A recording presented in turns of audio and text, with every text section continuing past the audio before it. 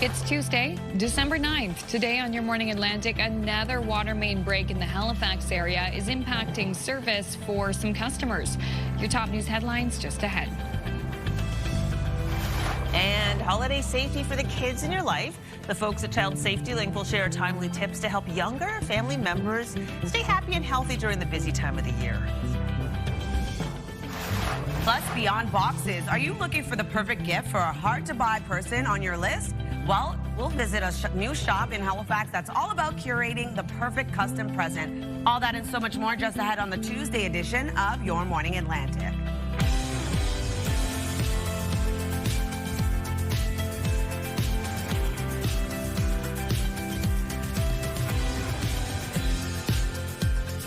Hello. It's Tuesday, everybody. Tuesday, December 9th. So glad you can join us. Yes. I'm excited to share my trip to Beyond Boxes. Brand new, like open for a few days kind of thing. Wow. Yes. Can't wait to hear all about it. It's really cool. It's a box. You can go into the shop. It's on Lower Water Street, and it's owned by the same company that owns Creme and several of the other restaurants. So they have some of those products in the shop. But anyway, a lot of unique stuff that I've not seen anywhere else. So that'll be a little journey later. Well, and I have a question, too, because looking at that video, I was thinking, you know what, that might be a good idea. There are people who watch this show who have family in the Maritimes, but perhaps they live outside of the Maritimes now. You know, when you want to send a gift, but you don't necessarily want to send a card in the mail or a gift card. I always think about delivery options. That might be a good place to call and say, hey, I got some on my list, love this. Can you put something together for them? Definitely. And we're going to take one more trip to a unique shop today.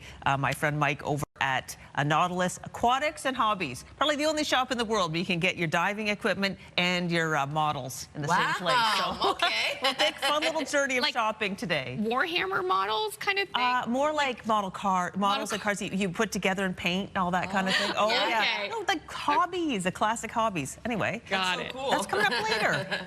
All right, I guess we're going to talk about the weather now. Quite a cold start to the day. Still ushering in colder air through our region. We are still dealing with a little flurry activity for parts of the region, but as of right now, here's a live look at Lunenburg. You can see it's still a snowy scene, but we aren't going to expect any snowfall in your area early this morning, at least into the evening hours. That's when we'll start to see a bit of that mixed precipitation start to present itself yet again. But for the most part, cold, cold, cold this morning. Keep that in mind when you are heading out. As of right now, minus 18 degrees starting off your day in Fredericton, minus 12 in Charlottetown, minus 11 in Halifax. Early this morning, minus 9 in Sydney and St. John's, Newfoundland. Factor in that wind chill, as you can see here, feeling a lot colder across the Maritime region. It will warm up just a bit into the afternoon, but still remaining quite cold. And same thing goes for Newfoundland and Labrador, starting off really cold early this morning. We do have a frostbite advisory for Happy Valley Goose Bay. And then into the afternoon, still going to remain quite cold with that wind chill. So keep that in mind when you are getting dressed to head out this morning. A snow squall watch in effect for parts of Cape Breton Island, as well as we are seeing a snow squall watch for parts of Newfoundland. That winter storm warning has currently ended. Here's a look at our satellite and radar. For the most part, we are going to see sunshine across the Maritime region, still dealing with a bit of flurries for parts of Cape Breton Island. That's where we're seeing that snow squall watch, as well as into parts of Newfoundland. Other than that, we will be seeing sunshine for the most part before mixed precipitation returns into our evening. In terms of the wind, going to be another breezy start to the day. Will become lighter into the afternoon. Still seeing sustained wind right now, 43 kilometers per hour in North Cape, 28 into Moncton, 37 in Canso, 46 in Grand Netang, with 26 into Bathurst. Wind gusts as of right now up to 63 kilometers per hour in Grand Netang, 50 in Canso, 56 into North Cape. We'll take a look at your long-range forecast just ahead, but first a look at your local news with Amanda. Thank you, Latavia. Halifax water crews are dealing with another sizable break. Crews are working on the repair on Prescott Street. Water in that part of the city is shut off for the time being, and only local traffic is being allowed into the neighborhood. There's no estimate on the repair time yet. The utility says customers may notice discolored water when the taps are turned on again. They're being urged to let the cold water run until it's clear. And a boil advisory remains in effect for parts of Moncton. The city says people living in an area bordered by Wheeler Boulevard in the north and west, Millennium Boulevard in the south, and West Lane in the east, as well as the Westbrook Circle area, need to boil tap water before using it for drinking, cooking, or brushing teeth. This follows a water main break earlier Monday. Testing is expected to continue for the next 2 days. Fire crews were on the scene for much of the day of a blaze that destroyed a major employer in Wallace, Nova Scotia. This is what it looked like Monday morning when firefighters arrived at the Aquashell lobster processing plant on the Northumberland shore. There were about 50 people working in the facility at the time. No one was injured, but the decades-old business has been destroyed, with about 100 employees now out of work. The fire chief described it as a firestorm because of the winds. A dozen vehicles also burned, and nearby homes had to be evacuated because of the smoke. Still no word on how the fire started, but an investigation is underway. The man who shot and killed a New Brunswick Highway Patrol officer in 1987 has been released on day parole. Anthony Philip Romeo was convicted of first-degree murder and sentenced to life in prison. That's according to the daughter of Constable Emmanuel Aucoin, who attended the hearing at Dorchester Penitentiary last week. Valerie Aucoin's father was shot and killed during a traffic stop near Fredericton nearly 40 years ago. Romeo had previously fled the United States, where he was wanted for murder. Is he already out? Is he in a halfway house while waiting to be brought to the States, or is he already in the States? Like, I don't know how fast all those processes actually happen.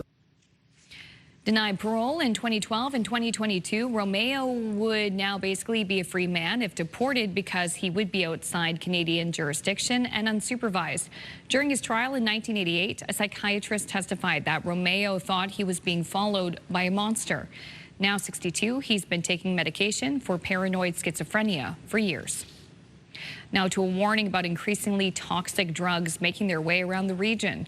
Overdose deaths have tripled in Fredericton in the last 2 years. 15 people have died in St. John so far this year, including 4 in recent weeks. We have the magic pill that makes sure you're not hungry and you're not cold. And that's just the truth on the street. Is substance use for many starts as a survival mechanism and then becomes like an actual substance abuse problem. It continues to be a toxic drug crisis with a lot of substances mixed. Folks that have administered naloxone, both our clients, our community partners, are saying that it's increasing the amount of naloxone that's needed to bring somebody back. With temperatures dropping, experts fear the situation will get even worse. A day after a deadline for people to leave a tent encampment in Halifax, a few people remain. The city says 25 people have left Lower Flynn Park, with many finding indoor shelter and housing. About half a dozen tents remain in the park, and officials say they're still working to help those people find suitable accommodations. Fencing and cleanup of the area will begin soon. Back on November 5th, the city announced it would be de-designating the site. There are now only 2 designated encampment sites in the Halifax area. Finally, it was a gaggle of golden retrievers in Buenos Aires as thousands of pet owners tried to break a world record. This is really just a good excuse to show you some very adorable golden retrievers. The event, called the Golden Wave, aimed to break the record for the largest number of dogs of the same breed gathered in a single location. Officials still need to verify the results. Wow. I don't have a golden, but I want to go to this event just to see all those goldens and say, can I pet that dog? Can I pet that dog? They're so pretty. Oh, they're my so favorite sweet. breed, definitely. Oh, so sweet. You know, if Stephanie Seacos was there, she would have brought That looks like Winnie, that one right there.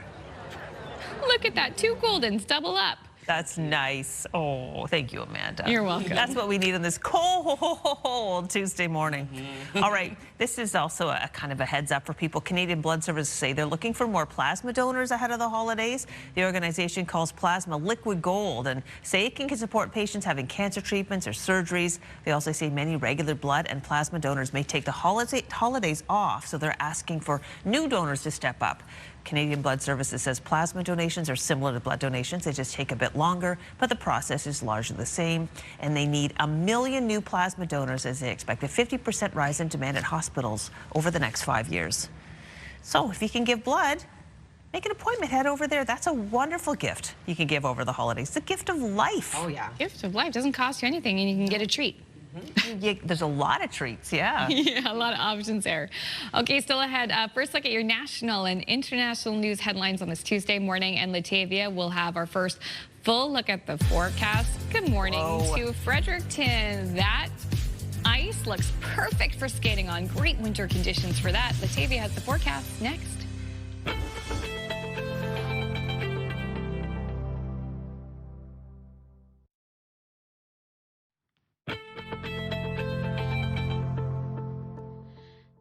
Welcome back. The time now is 6:13. We're taking a live look at Port de Grave. It is a dark start to the day, minus 10 degrees in your area, so quite a cold start to the day. And we are expecting a chance of flurries before clearing out, leaving a mix of sun and cloud.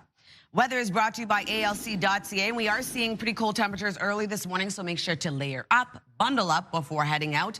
Minus 18 degrees starting off your day over in Fredericton. 13 early this morning in Charlottetown with 11 in Halifax, minus 11 rather. Minus 8 degrees in Sydney, minus 16 starting off your day in Labrador City, and minus 10 into St. John's, Newfoundland.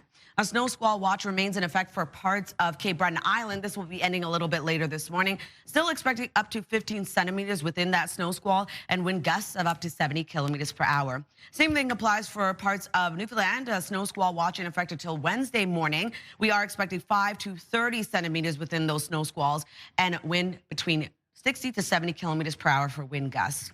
Here's a look at our forecast timeline. A very cold day today as we see cold air continue to rush into the region. We do have isolated flurries starting off your day, a chance of scattered flurries early this morning for parts of Cape Breton Island, also for parts of Newfoundland and Labrador. But for the most part, seeing lots of sunshine across Atlantic Canada as well. Into the afternoon, much of the same expected. We start to see a bit of that flurry activity start to clear for parts of Cape Breton Island, but still seeing flurry activity for much of Newfoundland and Labrador. And that takes us into the evening and overnight hours. Pretty clear skies, just a few clouds returning for parts of the maritime region. And then we do have a wintry mix headed our way into Wednesday. If you're wondering about snowfall totals remaining very light, only seeing around an additional 1 to 5 centimeters for parts of New Brunswick and into Cape Breton Island for parts of Nova Scotia, and only 1 to 5 centimeters of snowfall accumulation for Labrador City and for Corner Brook and Port aux Basques. Over to our forecast today for New Brunswick. Mainly sunny skies throughout the day today. Snow will return into the evening, and looking at temperatures ranging from minus 6 to minus 9 degrees. Pretty light wind out of the west. For Prince Edward Island, looking at highs between minus 6 to minus 7. Flurries start off your day will clear, leaving sunshine for the remainder of your day. Wind gusts of up to 50. And then for Cape Breton, eastern Nova Scotia, same thing applies. A chance of some flurries into the morning, clearing, leaving sunshine into the afternoon. Highs between minus 3 to minus 6. And for the rest of Nova Scotia, seeing a mix of sun and cloud into the evening. Mixed precipitation is expected with wind gusts of 40. For Newfoundland and Labrador, lots of sunshine today, but we do have a bit of flurry activity as well. A high of minus 14 degrees for Labrador City. Minus 4 for St. John's, Newfoundland, starting off with sunshine, seeing flurries into the afternoon. Here's a look at our forecast for Wednesday. Temperatures will start to warm up, but we do have mixed precipitation tracking across the parts of the maritime region. Going to see a bit of flurries for parts of Newfoundland and Labrador. Then into early Thursday morning, that's when we start to see the system pick up and continue across the region, bringing a wintry mix our way. That's a look at your weather forecast. We'll throw things over to Amanda. Thank you, Latavia. There is still no deal between Air Transat and its pilots as the countdown continues to a work stoppage that could begin as early as tomorrow morning. So what's your best move if you're booked with Air Transat? CTV's Geneviève Beauchemin looks at the options. Travelers scheduled to take off aboard Air Transat are now trying to plan their next move. I want my granddaughter to meet all my friends and, the people of Cuba. Marlene Galliott's first trip to Cuba with her 9-month-old granddaughter is now up in the air. Her bags are packed and she has a ticket to fly out Saturday. Should I cancel my hotel? Should we cancel the flight? Should we rebook? I have no clue. Until a strike is actually triggered, says air passenger rights advocate Gabor Lukacs, the best move is not to make a move. Until you actually get a cancellation notice, don't do anything other than planning. Have ideas for plan B. Air Transat says it's offering passengers flexibility. Those booked to fly from now until December 12th can cancel for credit valid for 12 months. But once passengers cancel their own flights, the airline could legally be off the hook for any other potential compensation. Air Transat has sent notices like this one to some passengers abroad, moving up the return home for some travelers on 4 added flights. The carrier says they will be entitled to a refund for unused hotel nights, but that's only if they bought a travel package including flight and hotel through Air Transat. Lukács says passengers should not make concessions to carriers and give away legal rights. You should not have to cut your holiday or vacation short because Air Transat may be going on strike. And what Air Transat is doing is somewhat of a scare tactic. Galliot hopes the strike will be averted and that she will be enjoying the sunshine in Cuba soon. But all the turbulence in air travel is taking its toll. We love traveling, but now we have to think twice before we even buy a ticket to travel. And another piece of advice from advocates to travelers is to record conversations they have with the carrier. Geneviève Beauchemin, CTV News, Montreal. There are nearly 6 million Canadians who don't have access to a family doctor, which is why Ottawa is fast-tracking the path to permanent residence in Canada for foreign-trained physicians. CTV's Mike Lecouture has more on who qualifies and how quickly they can get to work. So here I am again, daily, looking for a doctor. It's a frustrating routine for Joan Alexander. After donating a kidney 8 years ago, she needs regular doctor supervision. But she hasn't been able to find one since moving to Ottawa 4 months ago. My biggest fear is that we will need some emergency care, and then that will be our only resource to go to an emergency room. In an effort to bolster the number of doctors in this country, the federal government is opening a new system to fast-track permanent residency for doctors who are working in Canada. Many of these doctors are already treating patients in our communities. We cannot afford to lose them.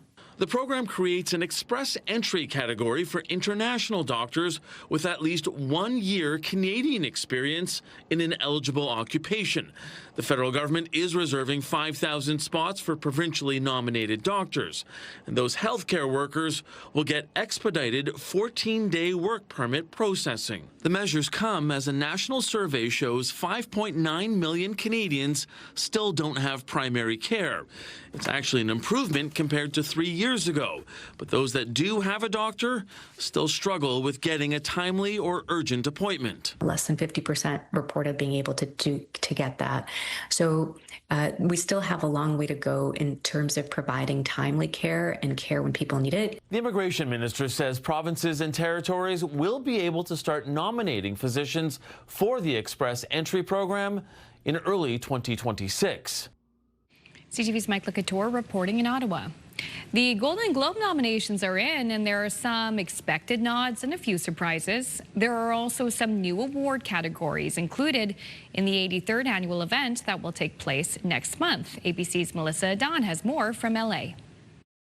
Best Television Series Drama.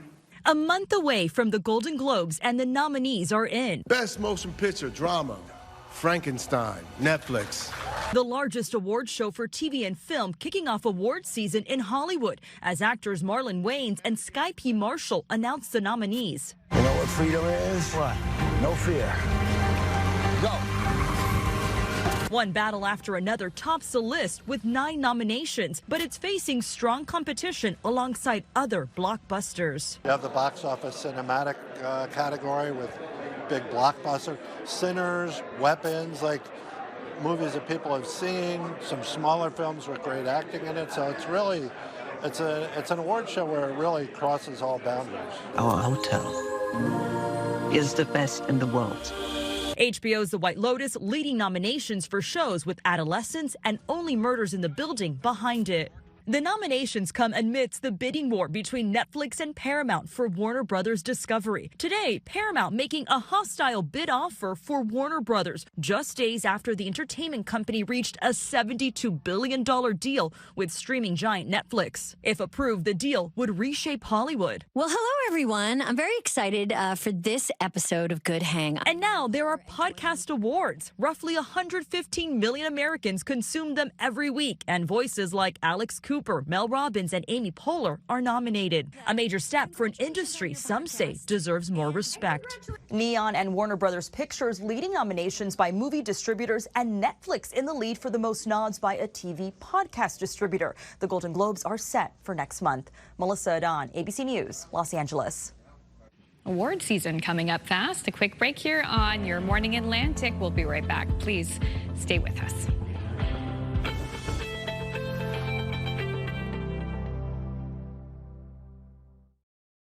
Move Mornings with Aaron and Peter. Weekday mornings on Move 100. The most fun in the morning. And home of the $1,000 minute. Only on Move 100 Halifax.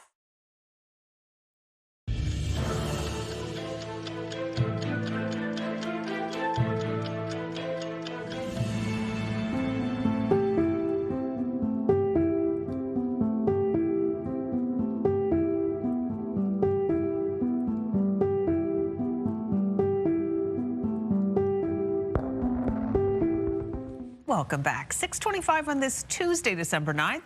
Now time to check out your business headlines from our colleagues at BNN.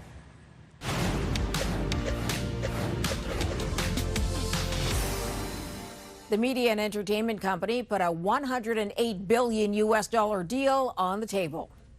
That includes assuming Warner Brothers' debt.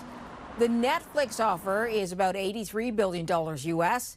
And if Warner Brothers Discovery decides to accept the new offer, it would be forced to pay Netflix just under $3 billion as a penalty. Whichever way it goes, a deal would likely face some sort of federal review. The union representing Algoma steelworkers says as many as 500 employees could return to work by the end of 2026 with the help of a government loan. The steelmaker is laying off 1,000 workers because American sales have dried up under the weight of Washington's tariffs. Most economists are betting the Bank of Canada will hold the key lending rate this week. That's because Canada reported stronger employment numbers and growth in gross domestic product. The current lending rate is 2.25%. Here are the closing numbers for the day. The Canadian dollar is 72.16. West Texas Intermediate crude is down over $1 to 58.86. Western Canadian Select is up to 46.74, and the TSX lost 141 points today to end the day at 31,169. Those are your business headlines. I'm Marilla Fernandez. Taking a look at our 3-day forecast, we're going to see mainly sunny skies across the province today, a high of -8. Snow will arrive into the evening, and then on Wednesday, looking at snow throughout the day. Snow and or rain continues into the evening with a high of -4, -2 degrees on Thursday, scattered flurries across the province. For Nova Scotia, seeing sunshine for much of the province today, but we do have flurries into Cape Breton Island, eastern Nova Scotia with a high of -4. Mixed precipitation moves into the evening, carrying into Wednesday with a high of 4 degrees, 5 degrees on Thursday, looking at some scattered showers. Into the evening, a wintry mix returns. Prince Edward Island looking at flurries clearing, leaving sunshine today. On Wednesday, snow throughout the day, evening rain, cloudy skies on Thursday, evening flurries with a high of 3 degrees.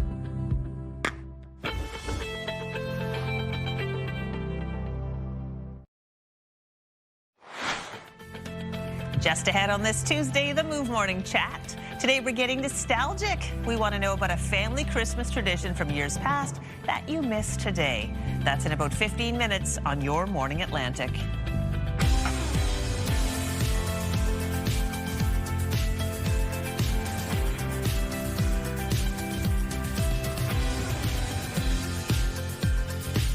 Good morning. We hope you are nice and cozy and warm this hour because we have some cold weather ahead.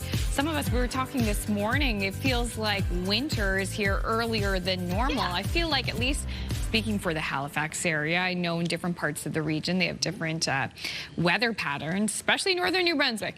But I feel like it never gets really this wintry in the Halifax area until like after Christmas. I feel the same way. Yeah. We usually get more shower activity than anything. Yeah. Right. But yeah, we saw the polar vortex break. We've seen Alberta Clippers. We've had mixed precipitation across the region, and this cold air really ushering in across the region is not helping to warm things up as of right now. Can I admit something? Yep. I forgot to put my car scraper in the back of my car yesterday, so when I finished work, I found an old vest, and I used that to clean up my car. I was using my sleeve of my jacket. You got to get creative. It came on as quickly, but it does look pretty. It does look gorgeous. It's a beautiful start to the day, although cold. Keep that in mind when you are heading out. It is a mittens, hat kind of day, bundled up. We are going to see these cold temperatures sticking around across the region. So Truro's looking quite pretty, and so is much of Atlantic Canada with that fresh snowfall we received yesterday. Still seeing snow squalls across parts of the region as well as flurries. We will be seeing mixed precipitation return into this evening as well. As of right now, minus 18 degrees as you start your day in Fredericton, minus 27 over in Edmonton, minus 11 in Halifax, minus 8 in Sydney, minus 13 degrees early this morning in Charlottetown, minus 20 in Happy Valley, Goose Bay, minus 10 into St. John's, Newfoundland. That is not factoring in the wind chill. As you can see here, that wind chill sitting quite cold for many areas across the maritime region. Temperatures will warm up a little bit later, still below the freezing mark, so that is why you're still seeing much colder wind chill factoring in today. And same thing goes for Newfoundland and Labrador, factoring in that wind chill in Happy Valley, Goose Bay. Frostbite advisory is out. Keep that in mind when you are heading out today. And it continues to be quite cold into our afternoon as well. So if you are wondering about what we're expecting today, we do still have snow squall watches in effect for parts of Nova Scotia as well as into parts of Newfoundland. So we could see up to 30 centimeters within those snow squalls for parts of Newfoundland as well. So keep this in mind when you are heading out in certain areas, still seeing those snow squall watches in effect. So visibility could become an issue. We are also seeing flurry activity still continuing for parts of Cape Breton Island, parts of Newfoundland early this morning. We will be seeing more flurries moving in for parts of Newfoundland and Labrador into the afternoon. In terms of the wind, it's going to be another breezy start to the day. As of right now, sustained wind, 44 kilometers per hour in Grand Etang, 39 into Canso and North Cape, 33 in Moncton, 22 in Halifax. Wind gusts of up to 57 kilometers per hour in Grand Etang, 52 in North Cape, 54 in Bathurst, 48 in Canso. We'll take another look at your forecast coming up, but first a look at your local news with Amanda. Thanks, Latavia. Halifax water crews are dealing with another sizable water main break. Crews working on the repair on Prescott Street. Water in that part of the city is shut off for the time being, and only local traffic is being allowed into the neighborhood. No estimate on the repair time yet. The utility says customers may notice discolored water when the taps are turned on again. They're being urged to let the cold water run until it's clear. Meantime, in Dartmouth, a precautionary boil water advisory remains in effect for homeowners impacted by the Waverley Road water main break. And a boil advisory remains in effect for parts of Moncton. The city says people living in an area bordered by Wheeler Boulevard in the north and west, Millennium Boulevard in the south, and West Lane in the east, as well as the Westbrook Circle area, need to boil tap water before using it for drinking, cooking, or brushing teeth. This follows a water main break earlier Monday. Testing is expected to continue for the next 2 days. The man who shot and killed a New Brunswick Highway Patrol officer in 1987 has been released on day parole. Anthony Philip Romeo was convicted of first-degree murder and sentenced to life in prison. Valerie O'Coin's father, Constable Emmanuel O'Coin, was shot and killed during a traffic stop near Fredericton nearly 40 years ago. Romeo had previously fled the United States, where he was wanted for murder. Is he already out? Is he in a halfway house while waiting to be brought to the States, or is he already in the States? Like, I don't know how fast all those processes actually happen. Denied parole in 2012 and 2022, Romeo would now basically be a free man if deported because he would be outside Canadian jurisdiction and unsupervised. During his trial in 1988, a psychiatrist testified that Romeo thought he was being followed by a monster. Now 62, he's been taking medication for paranoid schizophrenia for years. Finally, the holiday countdown is on, and so are shipping delays and deadlines. From paperwork issues to cross-border delays, we all know there are a lot of things that could go wrong. In fact, as CTV's Emma Convey shows us, for some Maritimers, it already has. Holly Sulzman has spent months trying to send a care package to her daughter in Missouri. She's out $160 and the parcel is still in her living room. I was hoping for it to be there well before Christmas. It wasn't just Christmas things. There were actually our family pictures from when she came up and visited us. She only comes up once a year. Her baby book is in there, so when it was taking longer and longer, I was getting a little nervous about that it was going to get lost. She says the issue began when FedEx requested more forms and information. Every time she sent them, something else seemed to be missing. Closest it got was New York, where it was there for almost a week, and I kept following up every day saying, I'm not seeing movement on this. Are you missing anything? Do you need anything? They said, no, it's been cleared customs. It's cleared customs. It's on the way. Days later, the package was returned to her doorstep. Now she's waiting to send it again until the holiday shipping rush settles. FedEx wasn't available for an interview today, but in an email, the company said, we continue to streamline the network to better handle large packages. We're focused on maximizing efficiencies while meeting transit times and service standards. Canada Post also responded in writing. Canada Post continues to manage its operations and network. Commercial volumes are flowing, items can be inducted, pickups are underway, and we continue to process and deliver new items safely and quickly as we manage our network. As for local businesses, we don't necessarily know exactly when everybody's getting our orders as much as we know when I've ordered a product and when I'm going to get it. That part's been a bit delayed. Local delivery companies say they're doing what they can to keep parcels on schedule. We've definitely seen some pickup this year compared to last year. Again, people want to make sure that their packages are going to get there when they want to get them there without interruption. Emma Convey, CTV News. Thank you so much, Emma. And just a reminder, too, if you have any of those packages you need to mail, it sounds like the sooner, the better. Yeah, and the deadlines for shipping will be, it's good to check those. Yeah. Oh, yeah. Good point. This is the week for sure, I would imagine, if it's not too late already.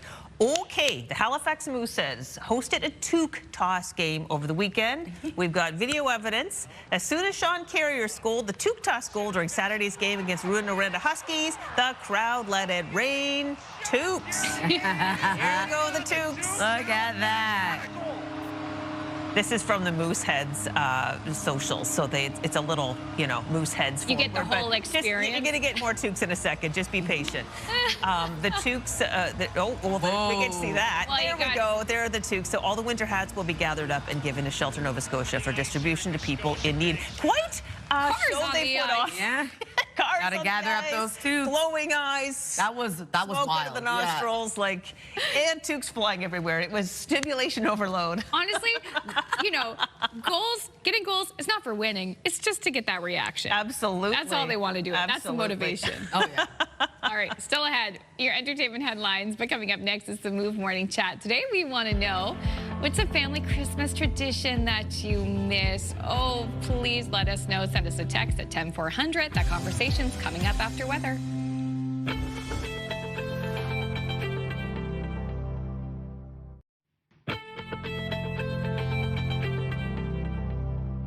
Welcome back. It's a dark start to the day over at the Avenir Center in Moncton. Time now is 6:43. Currently minus 16 in your area, so quite a cold start to the day and will remain cold for much of the region. So something to keep in mind when you are heading out early this morning, but you'll be seeing sunshine in your area a little bit later on as the sun begins to rise. As of right now, minus 27 degrees in Edmonton, minus 18 starting off your day in Fredericton, minus 13 in Charlottetown with minus 11 in Halifax with minus 8 over in Sydney, minus 15 degrees in Labrador City and minus 10 into St. John's, Newfoundland. Still holding on to a snow squall watch in effect for parts of Cape Breton Island. This will be ending a little bit later this morning. Could see up to 15 centimeters within that snow squall, wind gusts of up to 70 kilometers per hour, as well as a snow squall watch in effect until Wednesday morning for parts of the the Newfoundland, I should say, for parts of Newfoundland, looking at up to 30 centimeters within those snow squalls and wind gusts between 60 to 70 kilometers per hour. Here's a look at our forecast timeline. We have seen a little bit of flurry activity early this morning. Parts of Cape Breton Island still dealing with some flurries, and same thing goes for parts of Newfoundland and Labrador. But for the most part, as the sun begins to rise, lots of sunshine across the region today. Not really helping to warm things up. Temperatures will rise a little bit later, warming up just a bit. Still going to remain quite a cold day ahead, so keep that in mind when you are heading out today. Bundle up. And then into the evening hours, much of the same. We start to see that flurry activity clear out of Cape Breton, though, and then Newfoundland and Labrador still dealing with that snowfall into the evening and early Wednesday morning before we have another wintry mix headed our way, bringing showers and flurries back around. If you're wondering about our snowfall totals, only seeing around 1 to 5 centimeters for parts of New Brunswick and Nova Scotia, and looking at 1 to 5 centimeters of snow accumulation for parts of Newfoundland and Labrador. Into our forecast today for New Brunswick, lots of sunshine throughout your day today. Evening snow will return, and daytime highs will range from -6 to -9, being the coldest into Edmundston. For Prince Edward Island, looking at flurries starting off your day, that will clear, leaving sunshine into the afternoon. Highs between -6 to -7. Wind gusts will pick up to 50 kilometers per hour. For Cape Breton, eastern Nova Scotia, same thing applies, starting off the day with flurries clearing out, leaving sunshine into the afternoon. For the rest of Nova Scotia, looking at a mix of sun and cloud, showers and or flurries return into the evening. And for Newfoundland and Labrador, still seeing lots of sunshine, but we do have some flurry activity for both those provinces. -14 degrees for Labrador City, seeing flurries throughout the day, and a mix of sun and cloud for St. John's, Newfoundland. Flurries arrive into the afternoon. For our forecast on Wednesday, temperatures will warm up for parts of the region, seeing above seasonal daytime highs or remaining seasonal. And then we are going to see this wintry mix return into the afternoon for the maritime region, seeing snow and or rain. And then we do have into Thursday, early Thursday morning, another low moving in, bringing mixed precipitation back around as well. Temperatures warming up yet again before cooling down for Friday. That's a look at your weather forecast. We'll throw things over to the Move Morning Chat.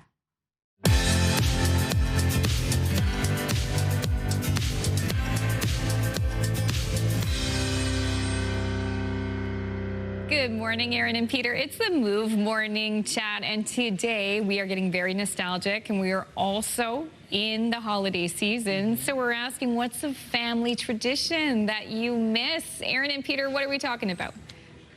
Oh my gosh, I talk about this all the time with the Move family. My favorite holiday tradition as a kid that I miss was on Christmas Eve and involved Santa. Christmas Eve, all the company, our family would leave at the end of the night. We would, send them off, say goodbye at the door, and we always found a bag full of pajamas hanging from the mailbox. Santa would drop it off at night on Christmas Eve so we could all put on our brand new matching pajamas, and then our parents would say, okay, now time to go to bed because Santa's not coming back until you're sleeping.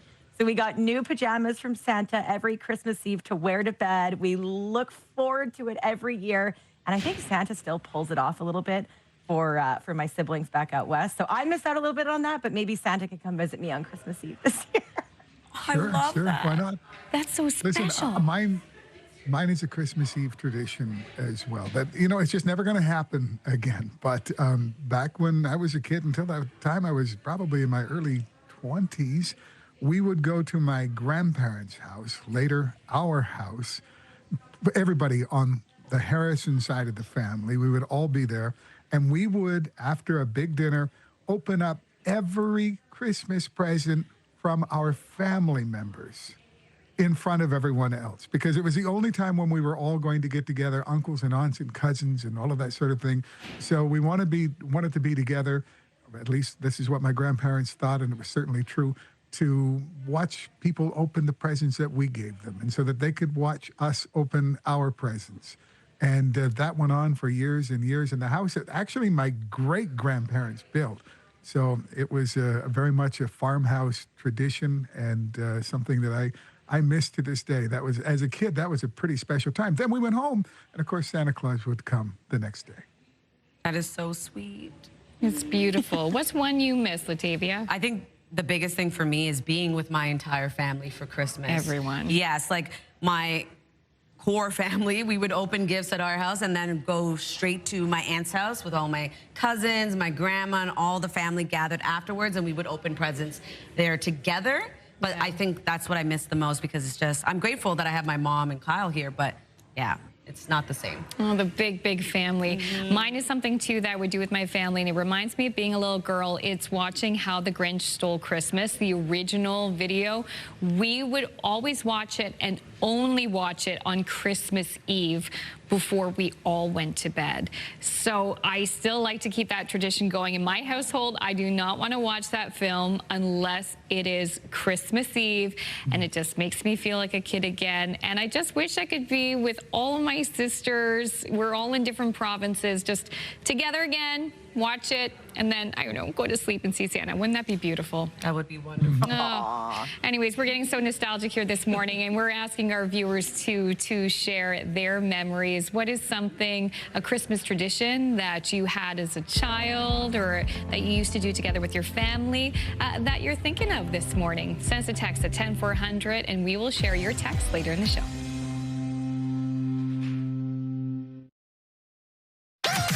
The #1 morning show in Halifax. Turk, Megan, and Amateur Alex. And home to the biggest artists.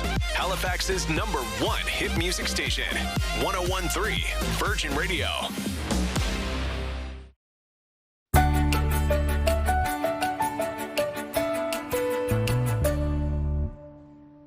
Some very exciting news. The new Beatty Marine Center in Dalhousie University has opened its doors to the public. I haven't been yet. You haven't been yet. No. All right. Well, CTV's Emma Convey gives us a behind-the-scenes tour. These lined seahorses are seen around the shores of Nova Scotia, and soon they're being moved to the new Beatty Center for Marine Biodiversity at Dalhousie University, a transition only possible because of the aquatron. It made sense if we were going to do an aquarium that it would be related to the work we do. So we have cold water 24 hours a day, 7 days a week, so we can pipe that right into the Beatty Center with the expertise to look after the systems. And we're familiar with many of the species. The aquatron has been operating for 51 years. It houses hundreds of tanks and over 50 marine species. We're primarily here to support the marine researchers at Dalhousie University. We do a bit of freshwater work, but we also work with the government, both federally and provincially, and companies from across Canada. The research ranges from growing kelp, saving endangered Atlantic whitefish, to rebuilding the Cape Breton Islands National Park salmon population. It's about saving biodiversity and displaying it at the Beatty Center. There's a lot of challenges when we take a wild animal and now we want to keep it in a tank. For instance, you see the tanks behind me are square and they have corners, as do our aquariums, where there's no corners in nature. We have to get them used to being in the tanks.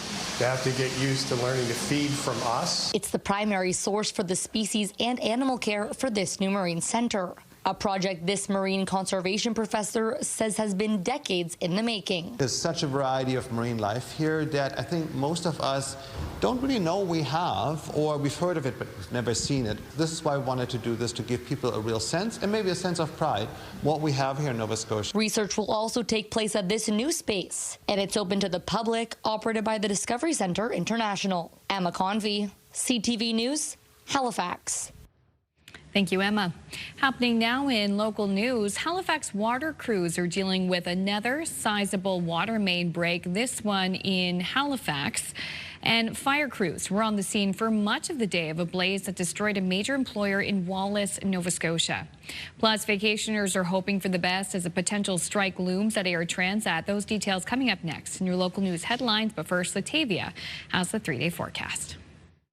Thanks, Amanda. It's going to be a cold day ahead. Lots of sunshine across New Brunswick. We will be seeing snow return into the evening. On Wednesday, snow throughout the day and into the evening. Mixed precipitation expected. On Thursday, scattered flurries with a high of -2. Nova Scotia also seeing sunshine for the most part. We do have some flurries tracking across parts of the province. And then into Wednesday, looking at 4 degrees is your daytime high. Snow and or rain across the province. On Thursday, scattered showers with mixed precipitation returning into the evening yet again.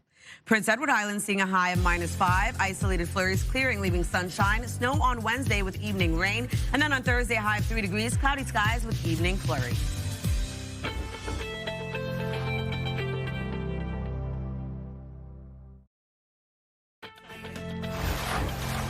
It's Tuesday, December 9th. Today on Your Morning Atlantic, another water main break in the Halifax area is impacting service for some customers. Your top news headlines just ahead. And holiday safety for the younger set. It is a busy and chaotic time of the year, and the folks at Child Safety Link will be here with tips on keeping the little ones happy and healthy during the festive season. That and so much more coming up on the Tuesday edition of Your Morning Atlantic.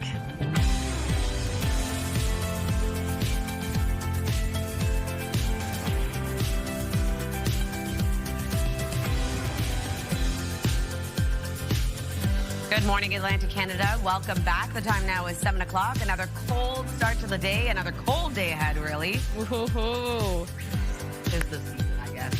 I was like, what words do I need to say about this? It is cold. And you were saying, Amanda, and I agree that it seems to have come on fast and furious early. At least for us in the Halifax area. I mean, we get the occasional bit of snow before Christmas, but honestly, most of the time, our big complaint is it's green, it's too warm, it doesn't feel like the holidays. That is not the case this year. Wet. Yeah, that is not the case. And we do have another couple of low pressure systems making its way over in the next couple of days. So a wintry mix will return. Holy Holy moly, Bedeck is a winter wonderland. Oh, yeah. Lots of snow accumulation from yesterday's storm. Here's a look at Bedeck. Lots of sunshine early in the morning, not really helping to warm things up, though. It's going to remain quite a cold day ahead, even though we are seeing sunshine return for many areas across the region. As of right now, it's minus 18 degrees starting off your day in Fredericton with minus 16 in Moncton, minus 11 in Halifax with minus 13 in Charlottetown, minus 15 in Labrador City, minus 12 degrees starting off your day in Gander. And factor in that wind chill, feeling a lot colder across the maritime region, and this will start to warm up a little bit into the afternoon, but still remaining quite cold when you factor in that wind chill, as you can see here. Same thing goes for Newfoundland and Labrador. A very cold start to the day. There is that risk of frostbite over in Happy Valley Goose Bay, and we will be seeing temperatures remain on the colder side of things when you factor in that wind chill as well. We do have that snow squall watch remaining in effect for parts of Cape Breton Island until later this morning. A snow squall watch also in effect for parts of Newfoundland. Here's a look at our satellite and radar. So lots of sunshine across the region today, but we do still have flurry activity in the forecast for Cape Breton Island, parts of Newfoundland and Labrador before mixed precipitation returns across the Maritimes into the evening. Here's a look at the current wind across the Maritimes out of the northwest this morning, 44 kilometers per hour in Grand Etang, 39 into North Cape as well as into Canso, 28 in Sydney, 24 in Lunenburg. Wind gusts of up to 57 kilometers per hour right now in Grand Etang, 52 in North Cape, 54 in Bathurst. We'll have another look at your long-range forecast just ahead, but first another look at your local news with Amanda. Thank you, Latavia. Halifax water crews are dealing with another sizable break. Crews are working on the repair on Prescott Street. Water in that part of the city is shut off for the time being, and only local traffic is being allowed into the neighborhood. No estimate on the repair time yet. The utility says customers may notice discolored water when the taps are turned on again. They are being urged to let the cold water run until it's clear. Meantime, in Dartmouth, a precautionary boil water advisory remains in effect for homeowners impacted by the Waverley Road water main break. And a boil advisory remains in effect for parts of Moncton. The city says people living in an area bordered by Wheeler Boulevard in the north and west, Millennium Boulevard in the south, and West Lane in the east, as well as the Westbrook Circle area, need to boil tap water before using it for drinking, cooking, or brushing teeth. This follows a water main break earlier yesterday. Testing is expected to continue for the next 2 days. Fire crews were on the scene for much of the day of a blaze that destroyed a major employer in Wallace, Nova Scotia. This is what it looked like early Monday morning when firefighters arrived at the Aquashell lobster processing plant on the Northumberland shore. There were about 50 people working in the facility at the time. No one was injured, but the decades-old business was destroyed, with about 100 employees now out of work. The fire chief described it as a firestorm because of the winds. A dozen vehicles also burned, and nearby homes had to be evacuated because of the smoke. Still no word this morning on how the fire started, but an investigation is underway. Vacationers are hoping for the best as a potential strike looms at Air Transat. The airline's flights out of Halifax are scheduled to start in a week. More will follow later in the winter. A prolonged strike could not only affect Air Transat passengers, but also limit availability on other airlines. They operate 4 sun seasonal destinations, and they're on a weekly or twice weekly basis. So there's approximately 1,400 departing passengers who could be affected. Anytime we take one airline out of the mix, the others are impacted. So seat capacity on other airlines is going to be impacted if one airline goes down. The Sun Destination Airline is poised to start suspending flights ahead of a Wednesday strike deadline by its pilots. The airline and union have been in Montreal for round-the-clock negotiations over the past week to try to avoid a shutdown. Now to a warning about increasingly toxic drugs making their way around the region. Overdose deaths have tripled in Fredericton in the last 2 years. 15 people have died in St. John so far this year, including 4 in recent weeks. We have the magic pill that makes sure you're not hungry and you're not cold. And that's just the truth on the street. Is substance use for many starts as a survival mechanism and then becomes, like an actual substance abuse problem. It continues to be a toxic drug crisis with a lot of substances mixed. Folks that have administered naloxone both our clients, our community partners are saying that it's increasing the amount of naloxone that's needed to bring somebody back. With temperatures dropping, experts fear the situation will get even worse. A day after deadline for people to leave a tent encampment in Halifax, a few people remain. The city says 25 people have left Lower Flynn Park, with many finding indoor shelter and housing. About half a dozen tenants remain in the park, and officials say they're still working to help those people find suitable accommodations. Fencing and cleanup of the area will begin soon. On November 5th, the city announced it would be de-designating the site. There are now only 2 designated encampment sites in the Halifax area. Finally, more entertainment news. Jimmy Kimmel has renewed his contract with Disney-owned ABC to continue hosting Jimmy Kimmel Live. A source says Kimmel signed a 1-year extension to take his late-night show through May 2027. You'll remember earlier this year, Kimmel was caught in the middle of the country's political divide when ABC executives temporarily pulled his show.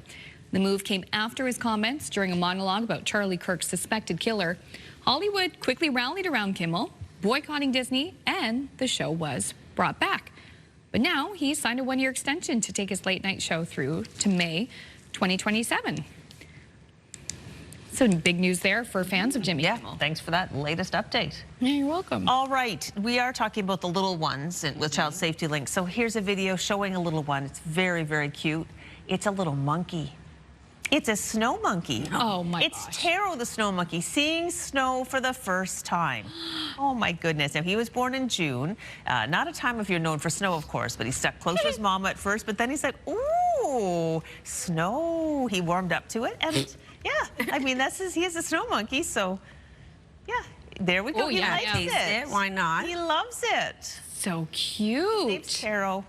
I love that. Baby's first snowfall. So cute. I was thinking that yesterday, how many pets were like, oh, I love the snow, and how many of them were like, no, no, no, I don't want to do my business outside. Molly lifted up a leg today. Did she? Like, woo! Like, oh, time for the boots. Oh my gosh.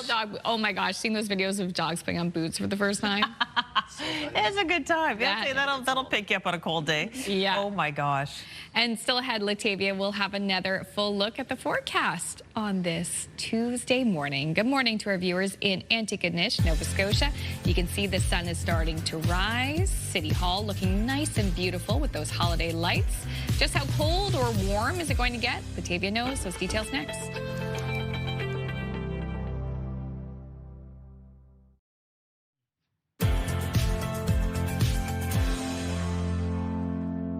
Looks like the sun is beginning to rise over in McAdam. A beautiful start to the day, although cold. Currently minus 22 in your area. Keep that in mind when you are getting dressed to head out this morning.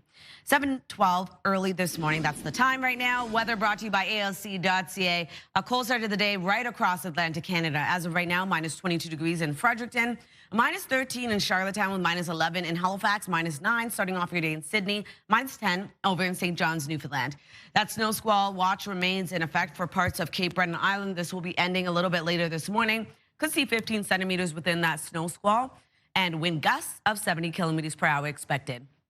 Also have a snow squall watch in effect for parts of Newfoundland. This will be until Wednesday morning, expecting 5 to 30 centimeters within those snow squalls and seeing wind gusts between 60 to 70 kilometers per hour.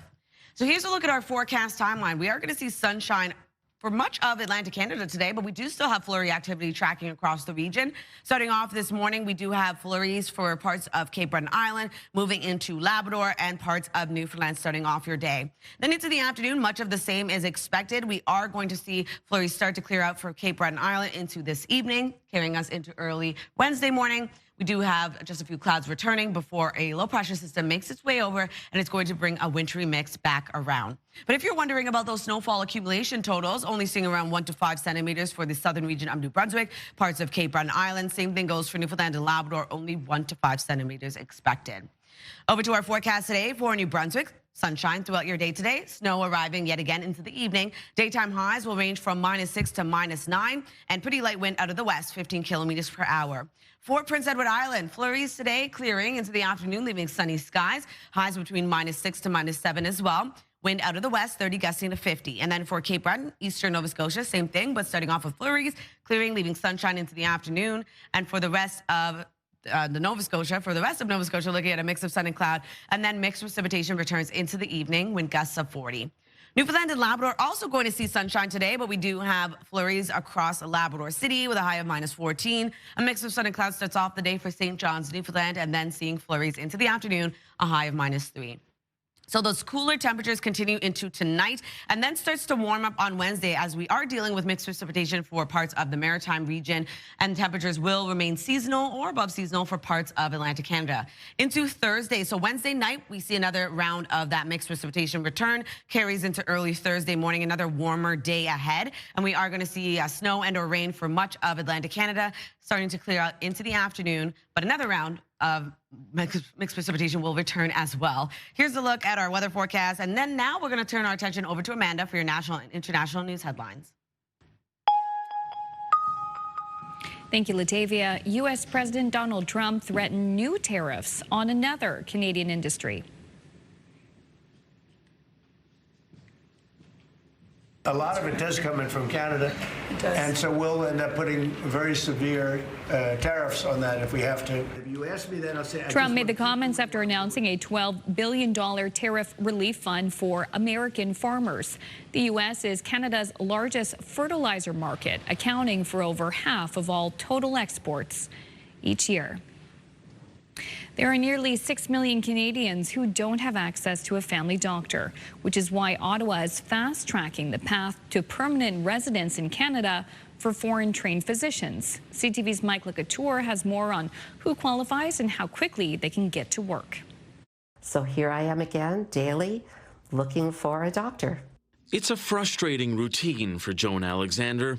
After donating a kidney 8 years ago, she needs regular doctor supervision. But she hasn't been able to find one since moving to Ottawa 4 months ago. My biggest fear is that we will need some emergency care, and then that will be our only resource to go to an emergency room. In an effort to bolster the number of doctors in this country, the federal government is opening a new system to fast-track permanent residency for doctors who are working in Canada. Many of these doctors are already treating patients in our communities. We cannot afford to lose them. The program creates an express entry category for international doctors with at least 1 year Canadian experience in an eligible occupation. The federal government is reserving 5,000 spots for provincially nominated doctors, and those healthcare workers will get expedited 14-day work permit processing. The measures come as a national survey shows 5.9 million Canadians still don't have primary care. It's actually an improvement compared to 3 years ago, but those that do have a doctor still struggle with getting a timely or urgent appointment. Less than 50% reported being able to get that.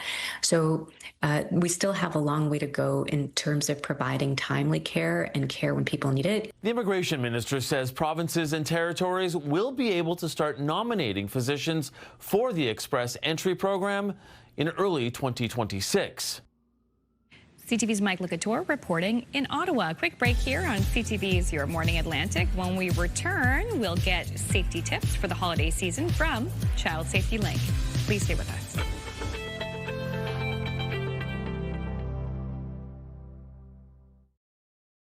Move Mornings with Aaron and Peter. Weekday mornings on Move 100.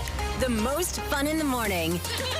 And home of the $1,000 minute. Only on Move 100 Halifax.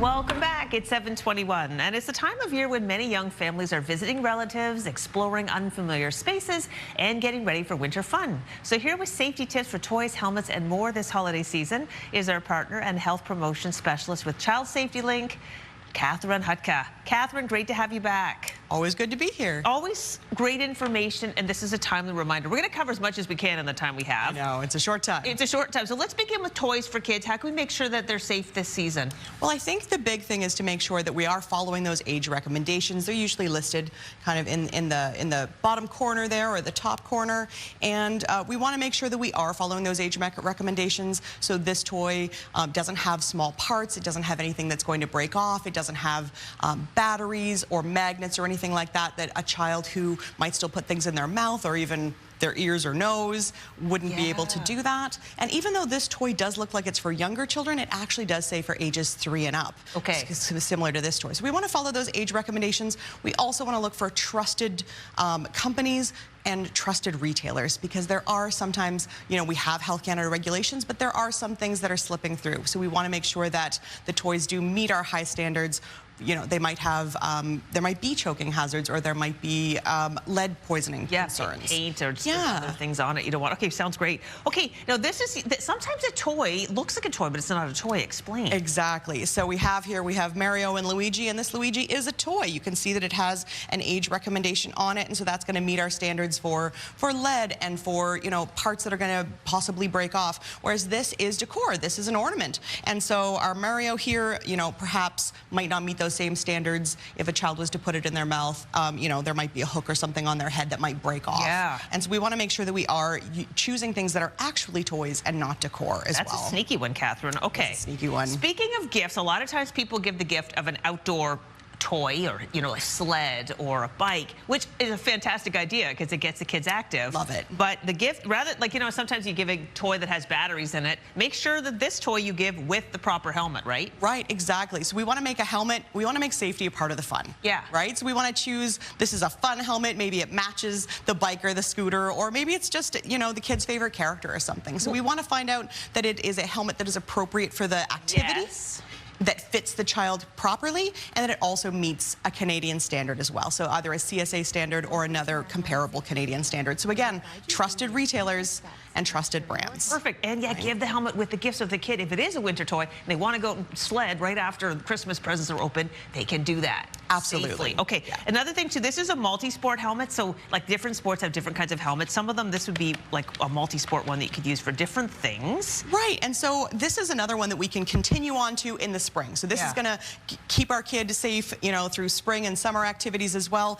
But it's not safe to add a hat under the helmet. So if you do have a helmet that doesn't have like ear protectors, you know, actually these ones are sneaky and they go around the back of the neck and can just pop up over their kiddos' ears. Perfect. And so that's a nice way to add warmth without adding, you know, compromising safety by putting a hat on underneath. We want to make sure that nothing is between your child's helmet and their head. Okay. Yeah. Another thing that happens a lot over the holiday season, travel.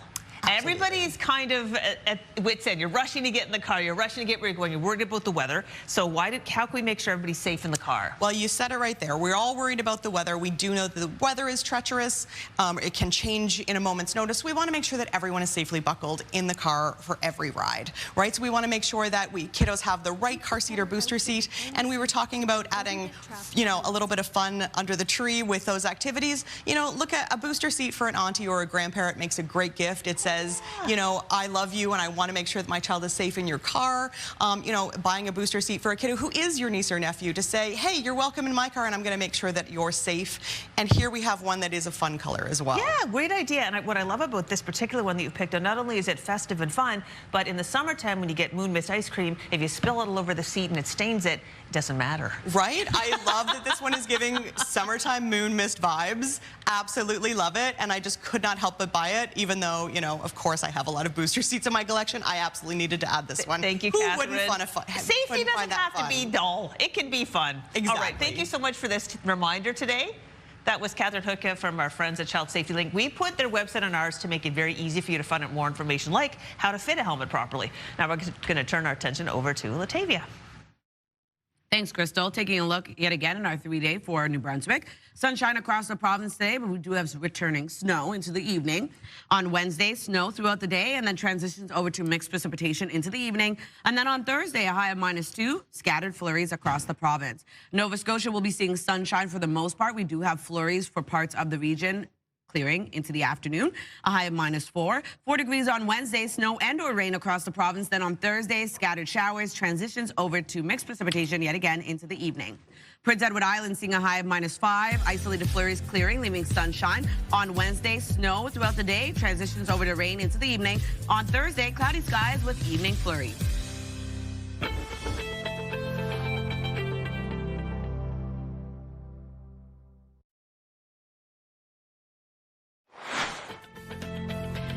Just ahead in this half hour, do you have a hard-to-buy-for person on your Christmas list? We'll visit a Halifax shop that's all about curating custom gift baskets. That's coming up in 15 minutes on CTV's Your Morning Atlantic.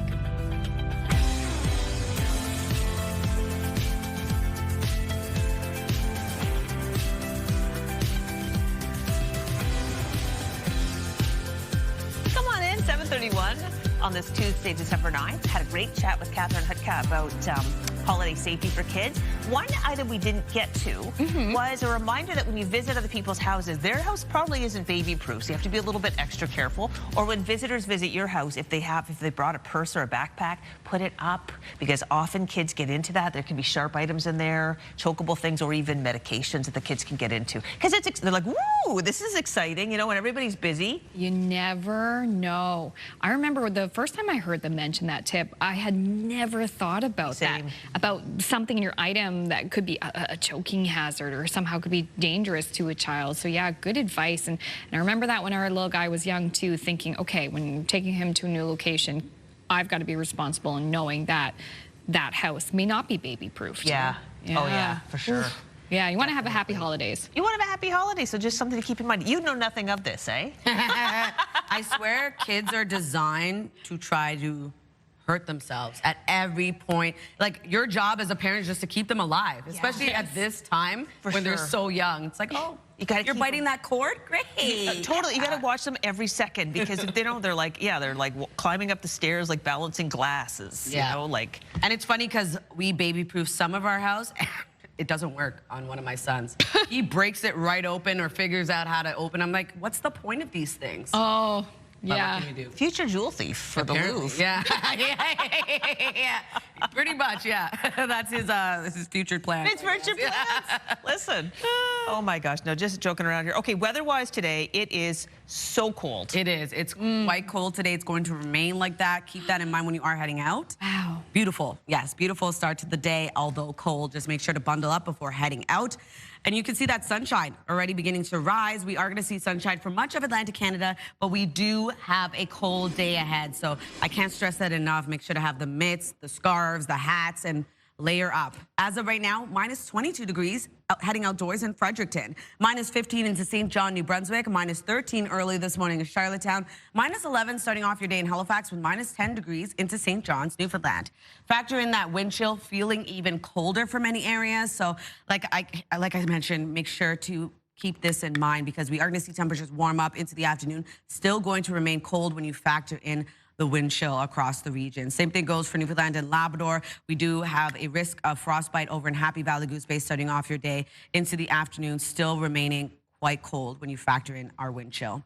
Snow squall watch in effect for parts of Cape Breton Island, ending a little bit later this morning. Also seeing snow squall watches in effect for parts of Newfoundland until Wednesday morning. So here's a look at our satellite and radar. Lots of sunshine across the region, but we do have flurry activity early this morning for Cape Breton Island. Parts of Newfoundland and Labrador will see flurry activity into the afternoon as well. And in terms of the wind out of the northwest this morning, as of right now, 48 kilometers per hour in North Cape with 46 in Grand Etang, 37 into Canso with 19 in Halifax. Wind gusts of up to 63 in both North Cape and Grand Etang, 48 in Canso and in Bathurst. We'll take another look at your forecast just ahead, but first another look at your local news with Amanda. Thank you, Latavia. Halifax water crews are dealing with another water main break. Crews are working on the repair on Prescott Street. Water in that part of the city is shut off for the time being, and only local traffic is being allowed into that North End neighborhood.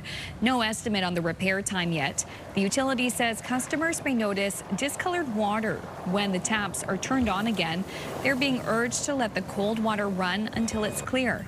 Meantime, in Dartmouth, a precautionary boil water advisory remains in effect for homeowners impacted by the Waverley Road water main break. And a boil advisory remains in effect for parts of Moncton.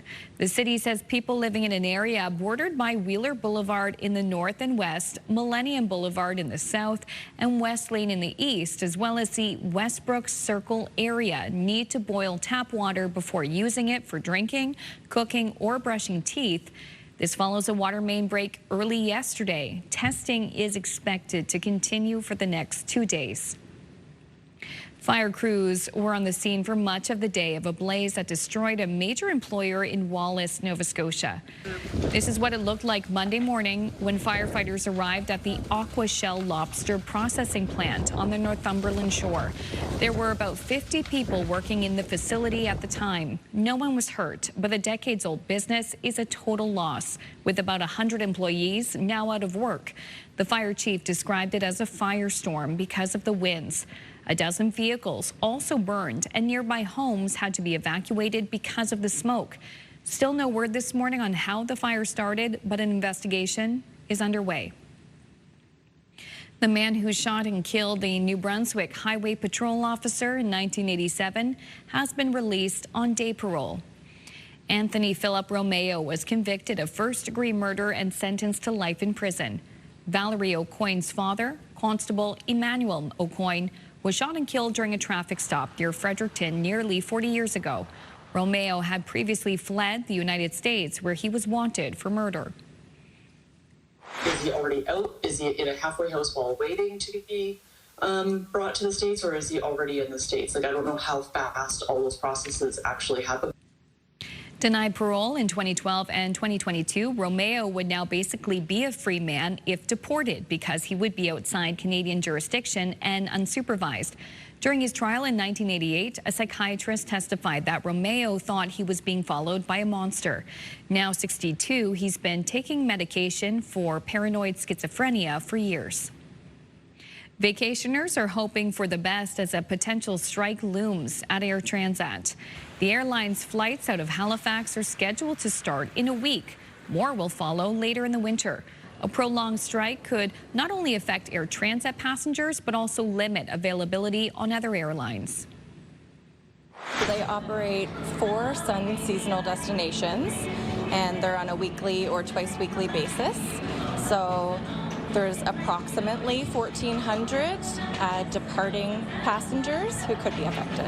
Anytime we take one airline out of the mix, the others are impacted. So seat capacity on other airlines is going to be impacted if one airline goes down.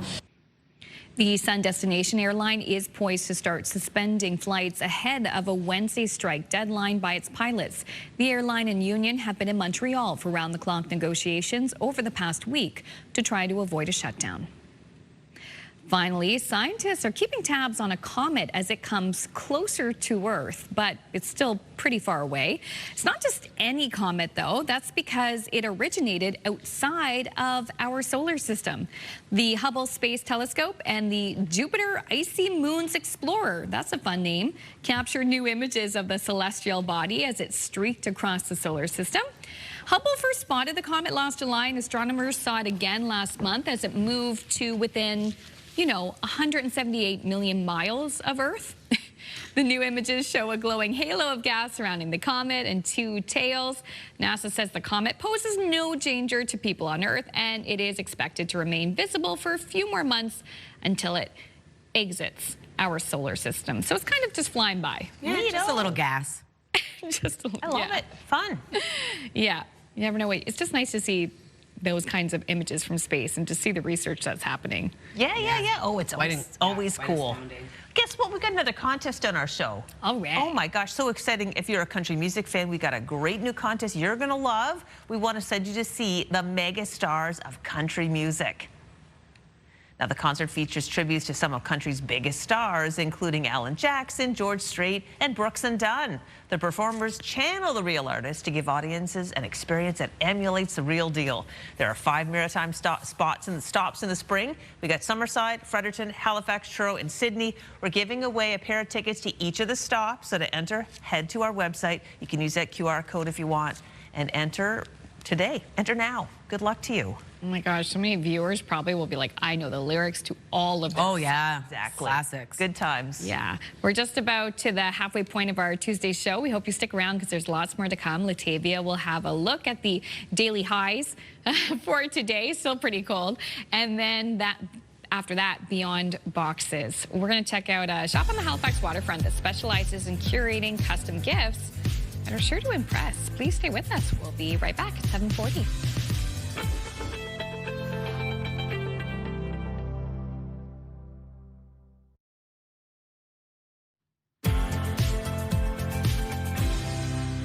Good morning. Happy Tuesday. Time now is 7:43. We're taking a live look at a sunny start to the day over in Charlottetown as the sun begins to rise. But it is cold early this morning, minus 13 degrees in your area. Keep that in mind when you are heading out. We are seeing cold temperatures right across Atlantic Canada today. And we'll warm up a little bit, but for the most part, it's going to remain quite cold today. Minus 22 degrees heading outdoors in Fredericton, minus 14 in Bathurst, minus 11 in Halifax with minus 9 in Sydney, minus 14 over in Labrador City, and minus 10 degrees starting off your day in St. John's, Newfoundland. We do have a snow squall watch in effect for parts of Cape Breton Island. This will end a little bit later this morning. Could see 15 centimeters within that snow squall and wind gusts of up to 70. We do also have a snow squall watch in effect for parts of Newfoundland. Over to our forecast timelines. You can see here lots of clear skies early this morning, leaving sunshine. And we do have some flurry activity across parts of the region as well. So starting off the day for Cape Breton Island, we'll be seeing a bit of flurries early this morning. Same thing goes for Newfoundland and Labrador. As flurries will slowly clear out of Cape Breton Island, leaving pretty clear skies into early this evening. And then we do have a few clouds returning with another low pressure system headed our way, bringing a wintry mix back around for Wednesday's forecast. But if you're wondering about that snowfall activity, only seeing around 1 to 5 centimeters of snow accumulation for parts of New Brunswick and Cape Breton. Same thing goes for Newfoundland and Labrador. Over to our forecast today for New Brunswick. Starting off the day with sunshine, seeing snow return into the evening. Daytime highs will range from minus 6 to minus 9 and pretty light wind out of the west, only 15 kilometers per hour expected. Prince Edward Island also seeing a bit of flurries early in the morning, already clearing out, leaving sunshine, wind gusts of up to 50. For Cape Breton, eastern Nova Scotia, we're seeing flurries early this morning as well. That will clear, leaving sunny skies into your afternoon. And for the rest of Nova Scotia, starting off with a mix of sun and cloud today, and then we'll see showers and or flurries return into the evening forecast. And then for Newfoundland and Labrador, sunshine also extending into both these provinces. But we do have flurries throughout the day for Labrador City with a high of minus 14, minus 6 in Corner Brook, and minus 3 into St. John's, Newfoundland. Over to our forecast for Wednesday. Another cold day ahead, but not as cold as we're seeing today. We do have mixed precipitation that will track across parts of the Maritime region, bringing flurries and or showers to parts of Newfoundland. And then into Thursday's forecast, we will still be dealing with some mixed precipitation that starts to clear out into the afternoon, but some lingering flurries and or showers continue for the Maritime region, the heavier of that storm being into Newfoundland and Labrador. That's a look at your weather forecast. We'll throw things over to Crystal.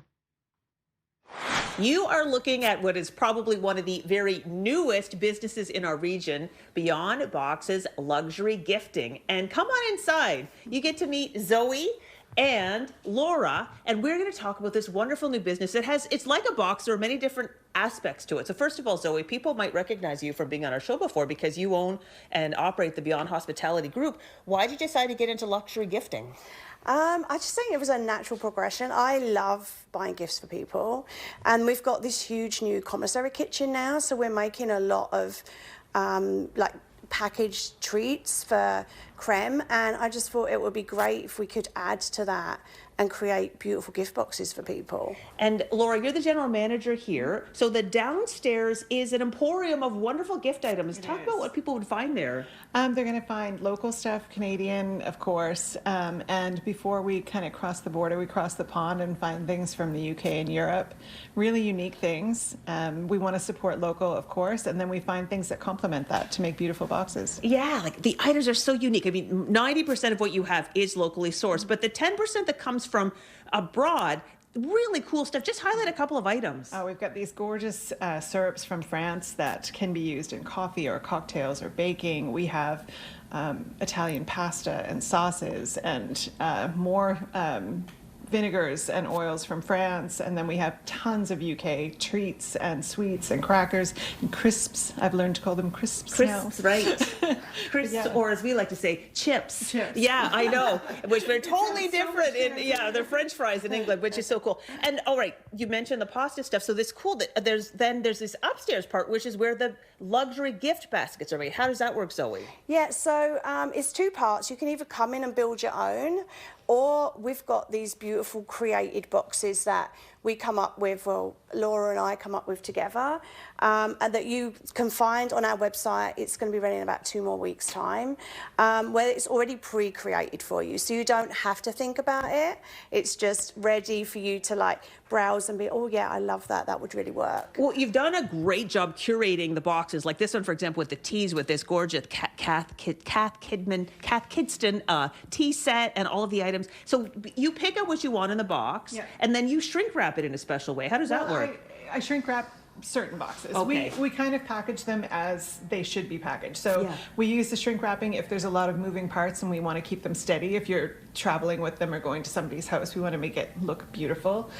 We also can package it in boxes or bowls or sifters or whatever kind of makes sense for what we're making. We have gorgeous drinks trays.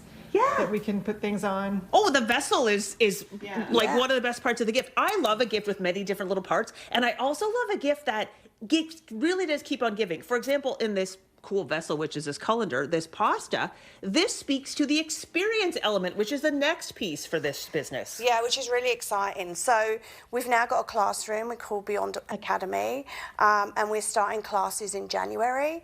And we're going to be offering like pasta making classes, sourdough bread making classes, sushi classes from Sea Smoke, dumpling classes from Asia, and then all sorts of cake and cookie and sweet treat chocolate classes from our chefs and our chocolatier down at Creme. Yes, so you can get those on the website or pop in and get them. You can get the gift cards for all your restaurants. Remind everybody what your restaurants are. Yeah, so Sea Smoke was my first restaurant. Then we opened Asia, Creme, and a Vandal Donuts on the waterfront to go with the one in Gottingen.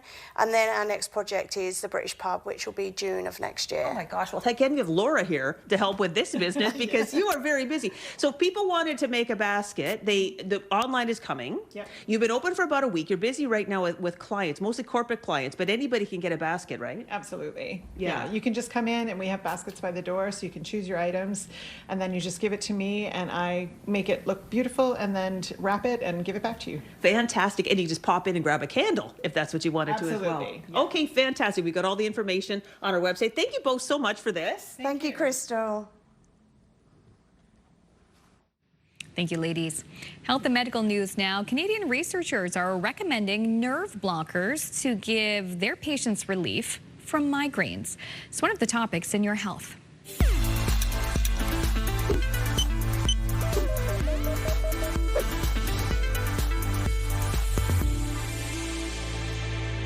A new report involving the University of Calgary has helped recommend new treatment for people with severe migraines. 20% of men at some point in their life will have migraine. The report by the university and the Barrow Neurological Institute in Phoenix recommends emergency departments treating migraine attacks should use nerve blockers. That means using anesthetic to target nerves at the base of the skull, numbing the area and dampening pain signals. The report will also update the guidelines for the American Headache Society, the first time that's happened since 2016. A recent study finds that the shingles vaccine could reduce the risk of death from dementia. A new study in Nature, along with a follow-up from Stanford Medicine, suggests the vaccine could lower the chances of developing dementia. Researchers say the vaccine may even slow the disease in people already diagnosed. They say the findings add to growing evidence linking certain herpes viruses, including shingles, to dementia, with dementia cases expected to rise sharply, potentially affecting up to 42% of people after age 55. Researchers say these results offer promising new possibilities for treatment and prevention. Finally, Canadian Blood Services say they're looking for more plasma donors ahead of the holidays. The organization calls plasma liquid gold, saying it can support patients having cancer treatments or surgeries. They also say many regular blood and plasma donors may take the holidays off, so they're asking for new donors to step up. Canadian Blood Services says plasma donations are similar to blood donations. They just take a little longer, but the process is largely the same. They say they need 1 million new plasma donors as they expect a 50% rise in demand at hospitals over the next 5 years.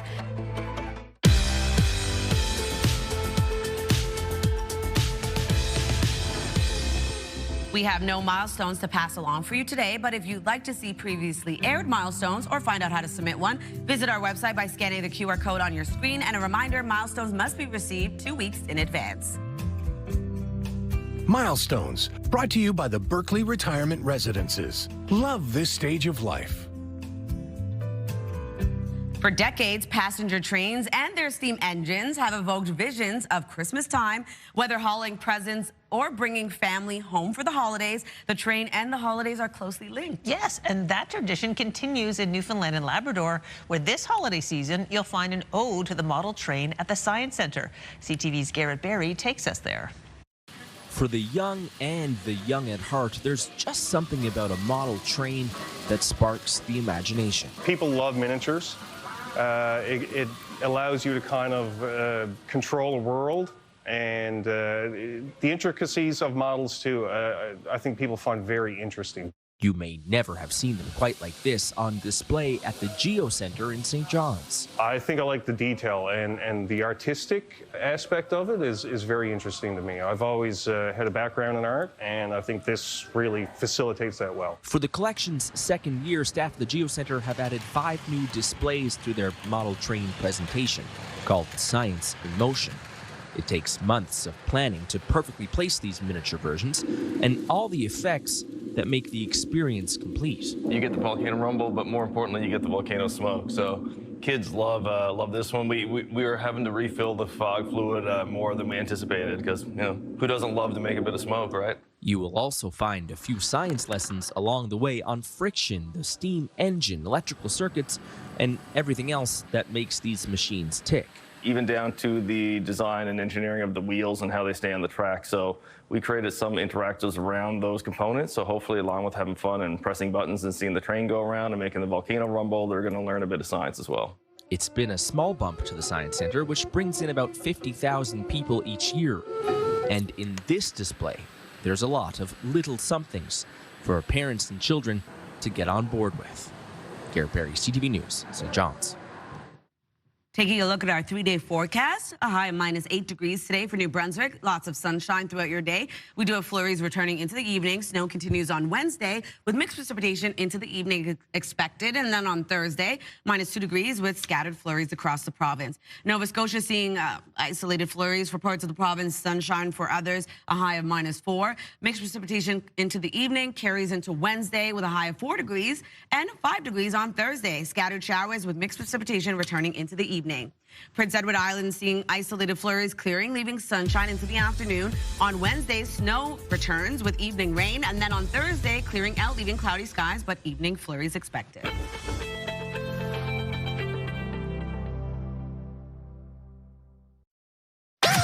The #1 morning show in Halifax. Turk, Megan, and Amateur Alex.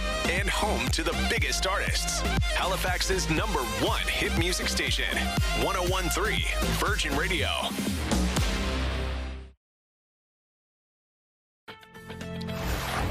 Tuesday, December 9th. Today on Your Morning Atlantic, under investigation, a fire tore through the Aquashell lobster processing plant.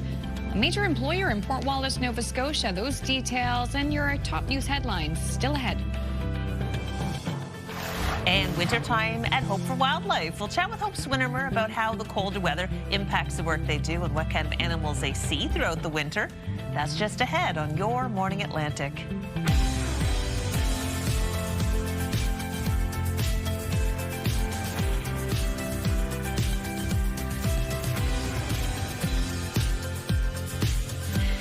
Good morning. morning. Thank you so much for joining us, no matter where you're tuning in from. Amanda, Crystal, and Latavia with you on your Tuesday morning.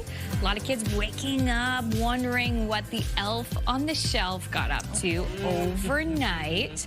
Sometimes you get into a little trouble. Yeah. My little sister just texted me and said you would not want to come over to our house right now because that elf in their house overnight, glitter everywhere. Oh my gosh, that's a nightmare for you. Yeah. Nightmare. She sent me photos. There's glitter in the sinks. Oh gosh. There's glitter on like the coffee tables. There's glitter in the kitchen.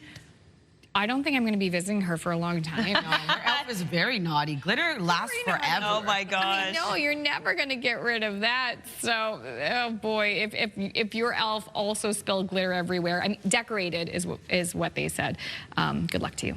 Yeah, and that is a Christmas tradition. We want to know about your Christmas traditions. Which do you wish you could bring back from your childhood? Text us at 10400. We're going to get the Kleenex out and have this roundup at the end of the show. We didn't get yours, Crystal. Oh my gosh, Christmas Eve with Grandma Garrett. Always elegant. I try to do the things she did, but yeah, she did it up right. No. Yeah. So sounds so fun. It was beautiful. Oh my gosh, almost as beautiful as the Hampton Roundabout today. She's looking so pretty in her white dress, Latavia. Dressed up for you, Crystal. Just for you. You can see here, it is a snowy day. We do have snow on the ground, that is. We do have sunshine, though, returning for your part of the province, and we are going to see a cold day ahead, so keep that in mind when you are heading out as well. As you can see here, quite cold across Atlantic Canada early this morning. Minus 22 degrees starting off your day in Fredericton, minus 13 heading outdoors in Charlottetown, minus 11 in Halifax with minus 9 starting off your day in Sydney, minus 10 over into St. John's, Newfoundland. And then factor in that wind chill early this morning, feeling even colder than we're seeing for our current temperatures. And into the afternoon, much of the same. We will be seeing a bit of a warm up, but still remaining quite cold with that wind chill. And the same thing goes for Newfoundland and Labrador, starting off really cold this morning. Temperatures will rise just a bit, but still remaining quite cold as we enter into the afternoon. Snow squall watch remains in effect for parts of Cape Breton Island as well as into parts of Newfoundland until Wednesday morning. And we are going to see sunshine extend right across Atlantic Canada, but we do also have some flurry activity into the afternoon for Newfoundland and Labrador. In terms of the wind, starting off a bit breezy for parts of the Maritime region out of the northwest, 46 kilometers per hour right now in Grand Etang with 48 into North Cape. 37 in Canso with 26 into Moncton. Wind gusts of up to 63 kilometers per hour for both North Cape and Grand Etang. 37 into Sydney, 48 in Canso and Bathurst. We'll have another look at your long-range forecast just ahead, but first a look at your local news with Amanda. Thank you, Latavia. Fire crews were on the scene for much of the day of a blaze that destroyed a major employer in Wallace, Nova Scotia. This is what it looked like Monday morning when firefighters arrived at the Aquashell lobster processing plant on the Northumberland shore. There were about 50 people working in the facility at the time. No one was hurt, but the decades-old business is a total loss with about 100 employees now out of work. The fire chief described it as a firestorm because of the winds. A dozen vehicles also burned and nearby homes had to be evacuated because of the smoke. Still no word on how the fire started, but an investigation is underway. Some students in Cape Breton are returning to class today. Schools under the Cape Breton Victoria Regional Centre for Education banner or delayed opening by an hour. Meantime, some Strait Regional Centre for Education schools are closed. This is due to winter and road conditions. Some ferry crossings in our region also impacted by strong wind gusts today. Halifax water crews are dealing with another water main break. Crews are working on the repair on Prescott Street. That's in the north end. Water in that part of the city is shut off for the time being, and only local traffic is being allowed into the neighborhood. There's no estimate on the repair time yet. The utility says customers may notice discolored water when the taps are turned on again. They are being urged to let the cold water run until it's clear. Meantime, in Dartmouth, a precautionary boil water advisory remains in effect for homeowners impacted by the Waverley Road water main break. And a boil advisory remains in effect this morning for parts of Moncton. The city says people living in an area bordered by Wheeler Boulevard in the north and west, Millennium Boulevard in the south, and West Lane in the east, as well as the Westbrook Circle area. Need to boil tap water before using it for drinking, cooking, or brushing teeth. This follows a water main break earlier Monday. Testing is expected to continue for the next 2 days. The man who shot and killed a New Brunswick Highway Patrol officer in 1987 has been released on day parole. Anthony Philip Romeo was convicted of first-degree murder and sentenced to life in prison. Valerie Aucoin's father, Constable Emmanuel Aucoin, was shot and killed during a traffic stop near Fredericton nearly 40 years ago. Romeo had previously fled the U.S., where he was wanted for murder. Is he already out? Is he in a halfway house while waiting to be brought to the States, or is he already in the States? Like, I don't know how fast all those processes actually happen. Denied parole in 2012 and 2022, Romeo would now basically be a free man if deported because he would be outside Canadian jurisdiction and unsupervised. During his trial in 1988, a psychiatrist testified that Romeo thought he was being followed by a monster. Now 62, he's been taking medication for paranoid schizophrenia for years. Now to a warning about increasingly toxic drugs making their way around the region. Overdose deaths have tripled in Fredericton in the last 2 years. 15 people have died in St. John this year, including 4 in recent weeks. We have the magic pill that makes sure you're not hungry and you're not cold. And that's just the truth on the street. Is substance use for many starts as a survival mechanism and then becomes like an actual substance abuse problem. It continues to be a toxic drug crisis with a lot of substances mixed. Folks that have administered naloxone, both our clients, our community partners, are saying that it's increasing the amount of naloxone that's needed to bring somebody back. With temperatures dropping, experts fear the situation will get even worse. One day after a deadline for people to leave a tent encampment in Halifax, a few people remain. The city says 25 people have left Lower Flynn Park, with many finding indoor shelter and housing. About half a dozen tenants remain in the park, and officials say they're still working to help those people find suitable accommodations. Fencing and cleanup of the area will begin soon. On November 5th, the city announced it would be de-designating the site. There are now only 2 designated encampment sites in the Halifax area. Well, you know, together this group of dogs is not only glowing, it's golden. Bunch of golden retrievers, a gaggle of golden retrievers, you could say. They gathered in Argentina, aiming to break the record for the largest number of dogs of the same breed gathered in a single location. Now, officials still say they need to verify the results, but what a fun job trying to verify those results. And how do you make sure that you didn't count the same golden twice? That's true. They are. Oh my gosh, they're so pretty. They're so beautiful. That's a day filled with joy right there. It really is. Oh, I know. Can you imagine how much fun those dogs had too? Like, yes. What kind of party is going on here? Right? Hey, that's my cousin. Look at the weather there too. Oh, Beautiful. Very different day in Argentina. Very different day.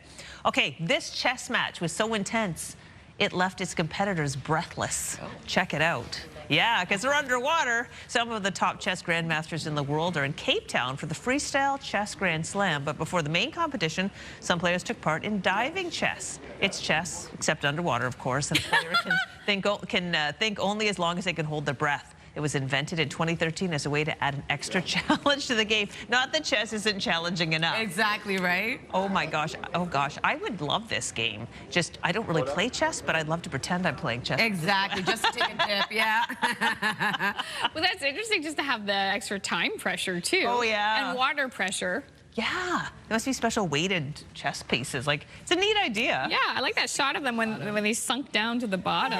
Yeah, totally. Oh, yeah, so fun. A water horse for the night. Exactly. All right, coming up this half hour, winter at Hope for Wildlife, and also just after the break, Latavia will have another look at the Tuesday forecast. You can see the ferry not moving in Port-aux-Basque this morning.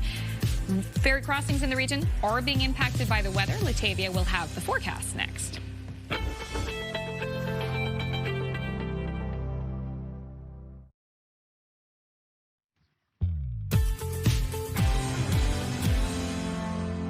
beautiful but cold start to the day over in St. John, New Brunswick. Welcome back. The time now is 8:12. Currently minus 15 degrees in your area. It's going to remain quite cold across the region, so something to keep in mind when you are heading out early this morning on your commute. Weather is brought to you by ALC.ca, and currently it is minus 21 starting off your day in Fredericton, minus 12 degrees over in Charlottetown early this morning in Halifax, minus 10, with minus 8 degrees in Sydney, minus 9 into St. John's, Newfoundland. A snow squall watch remains in effect for parts of Cape Breton Island, ending a little bit later this morning, but expecting around 15 centimeters within those snow squalls and wind gusts of up to 70 kilometers per hour. Snow squall watches also in effect for parts of Newfoundland until Wednesday morning. Could see around 5 to 30 centimeters within the snow squalls over there, and wind gusts between 60 to 70 kilometers per hour. Lots of sunshine extending across Atlantic Canada today, but we do have flurry activity as well for parts of Newfoundland and Labrador, starting off early this morning with some flurry activity, as well as parts of Cape Breton Island. Into the afternoon, much of the same is expected, but we will be seeing that flurry activity increase for parts of Newfoundland and Labrador, starting to clear out of Cape Breton Island, taking us into tonight. Just a few clouds returning for the Maritime region, and we do have a wintry mix headed our way as well. So if you're wondering about snowfall accumulation, only seeing around 1 to 5 centimeters for parts of New Brunswick and into Cape Breton Island. Same thing goes for both Newfoundland and Labrador. Our forecast today, sunshine across New Brunswick, and then into the evening, snow will return. Pretty light wind out of the west, 15 kilometers per hour. And then for Prince Edward Island, early this morning, we saw flurries that clears out, leaving sunshine across the island today with highs between minus 6 to minus 7, wind gusts of 50 kilometers per hour. And for Cape Breton, eastern Nova Scotia, same thing. We see flurries early in the morning that will clear, leaving sunshine into the afternoon. And for the rest of Nova Scotia, a mix of sun and cloud today, and then mixed precipitation returns into the evening. For Newfoundland and Labrador, also seeing sunshine across both those provinces, but we do have flurries expected throughout the day for Labrador City with a high of minus 14. A mix of sun and cloud for St. John's, Newfoundland with a high of minus 4. Flurries arrive into the afternoon, carrying into the evening as well. Wednesday's forecast, another cold day ahead, but not as cold as we're seeing for Tuesday. We are going to see a chance of snow and or rain move in for parts of the Maritime region. This will continue into early Thursday morning, starting to clear into the afternoon. Just some lingering showers and or flurries for the Maritime region, a bit heavier and steady for Newfoundland and Labrador. So that's a look at your forecast. We'll throw things over to Amanda for your national and international news headlines. Thank you, Latavia. U.S. President Donald Trump threatened new tariffs on another Canadian industry. A lot of it does come in from Canada, and so we'll end up putting very severe tariffs on that if we have to. If you ask me, Trump made the comments after announcing a $12 billion tariff relief fund for American farmers. The U.S. is Canada's largest fertilizer market, accounting for over half of all total exports each year. The Golden Globe nominations are in, and there are some expected nods and a few surprises. There are also some new award categories included in the 83rd annual event that will take place next month. ABC's Melissa Don has more from LA. Best Television Series Drama. A month away from the Golden Globes, and the nominees are in. Best Motion Picture Drama. Frankenstein, Netflix. The largest award show for TV and film, kicking off awards season in Hollywood as actors Marlon Wayans and Sky P. Marshall announce the nominees. You know what freedom is? What? No fear. Go. One battle after another tops the list with 9 nominations, but it's facing strong competition alongside other blockbusters. You have the box office cinematic category with big blockbuster, Sinners, Weapons, like movies that people have seen, some smaller films with great acting in it. So it's really, it's an award show where it really crosses all boundaries. Our hotel is the best in the world. HBO's The White Lotus leading nominations for shows with adolescents and Only Murders in the Building behind it. The nominations come amidst the bidding war between Netflix and Paramount for Warner Brothers Discovery. Today, Paramount making a hostile bid offer for Warner Brothers just days after the entertainment company reached a $72 billion deal with streaming giant Netflix. If approved, the deal would reshape Hollywood. Well, hello, everyone. I'm very excited for this episode of Good Hang. And now there are podcast awards. Roughly 115 million Americans consume them every week, and voices like Alex Cooper Cooper, Mel Robbins, and Amy Poehler are nominated. A major step for an industry some say deserves more respect. Neon and Warner Brothers Pictures leading nominations by movie distributors, and Netflix in the lead for the most nods by a TV podcast distributor. The Golden Globes are set for next month. Melissa Adon, ABC News, Los Angeles. The holiday countdown is on, and so are shipping deadlines. From paperwork issues to cross-border delays, we all know there are a lot of things that could go wrong. In fact, as CTV's Emma Convey shows us, for some Maritimers, it already has. Holly Salzman has spent months trying to send a care package to her daughter in Missouri. She's out $160, and the parcel is still in her living room. I was hoping for it to be there well before Christmas. It wasn't just Christmas things. There were actually our family pictures from when she came up and visited us. She only comes up once a year. Her baby book is in there, so when it was taking longer and longer, I was getting a little nervous about that it was going to get lost. She says the issue began when FedEx requested more forms and information. Every time she sent them, something else seemed to be missing. Closest it got was New York, where it was there for almost a week, and I kept following up every day saying, I'm not seeing movement on this. Are you missing anything? Do you need anything? They said, no, it's been cleared customs. It's cleared customs. It's on the way. Days later, the package was returned to her doorstep. Now she's waiting to send it again until the holiday shipping rush settles.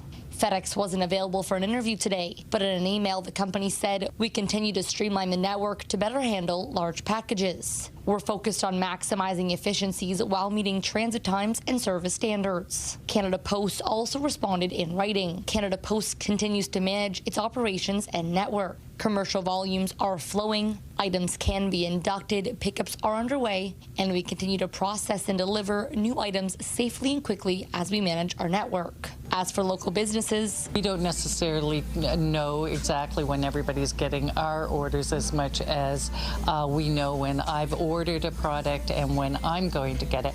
That part's been a bit delayed. Local delivery companies say they're doing what they can to keep parcels on schedule. We've definitely seen some pickup this year compared to last year. Again, people want to make sure that their packages are going to get there when they want to get them there without interruption. Emma Convey, CTV News. Thank you, Emma. A quick break here on CTV's Your Morning Atlantic. When we return, Crystal will have a conversation with Hope Swinnower from Hope for Wildlife. That's coming up on the other side of this break. Please stay with us.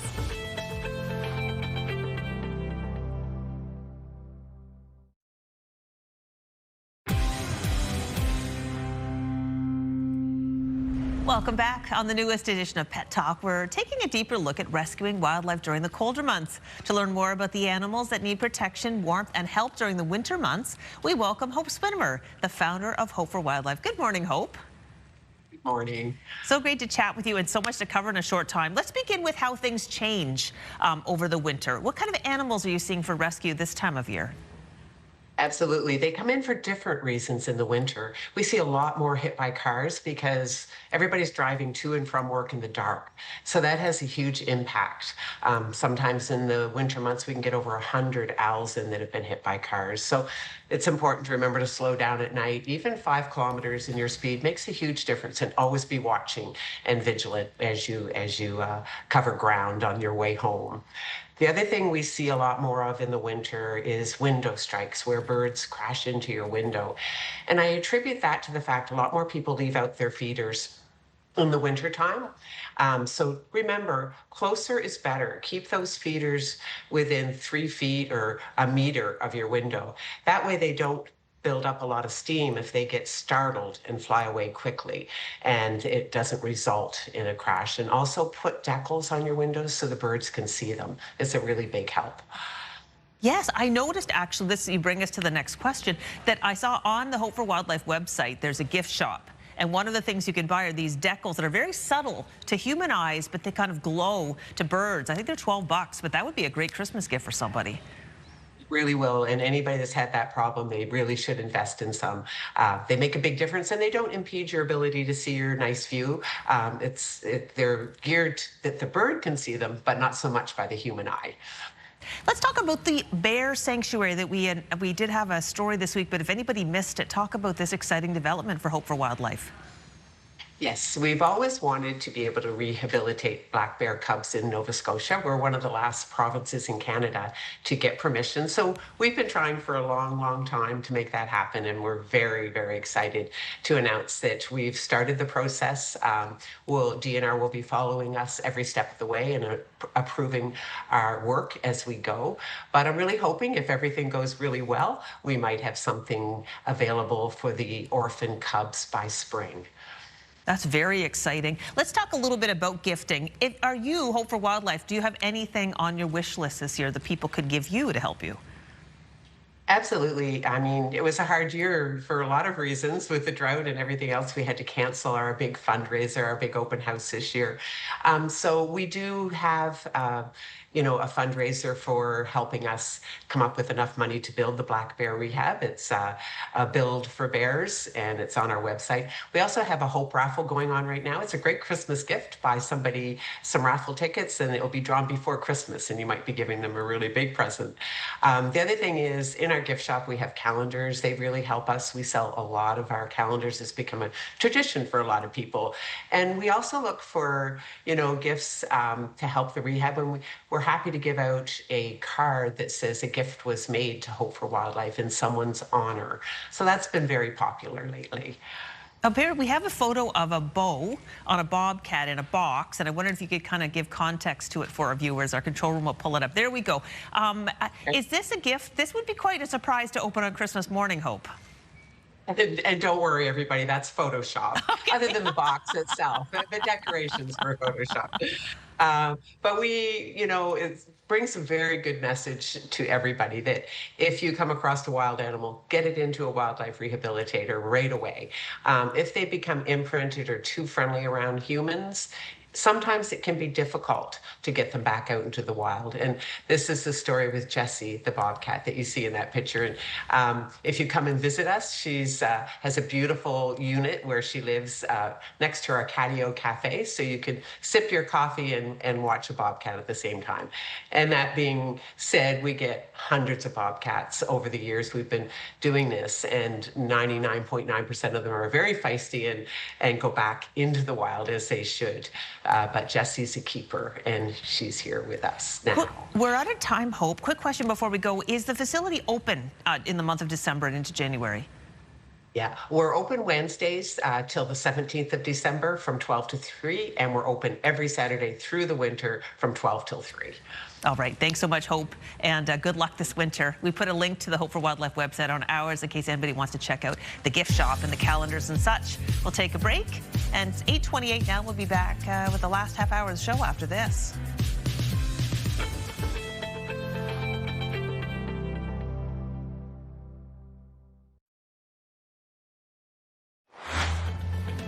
Coming up this half hour, hobbies for the holidays. We visit a unique local shop to learn more about gifts for people of all ages, from models to puzzles and more. That's on track here on CTV's Your Morning Atlantic.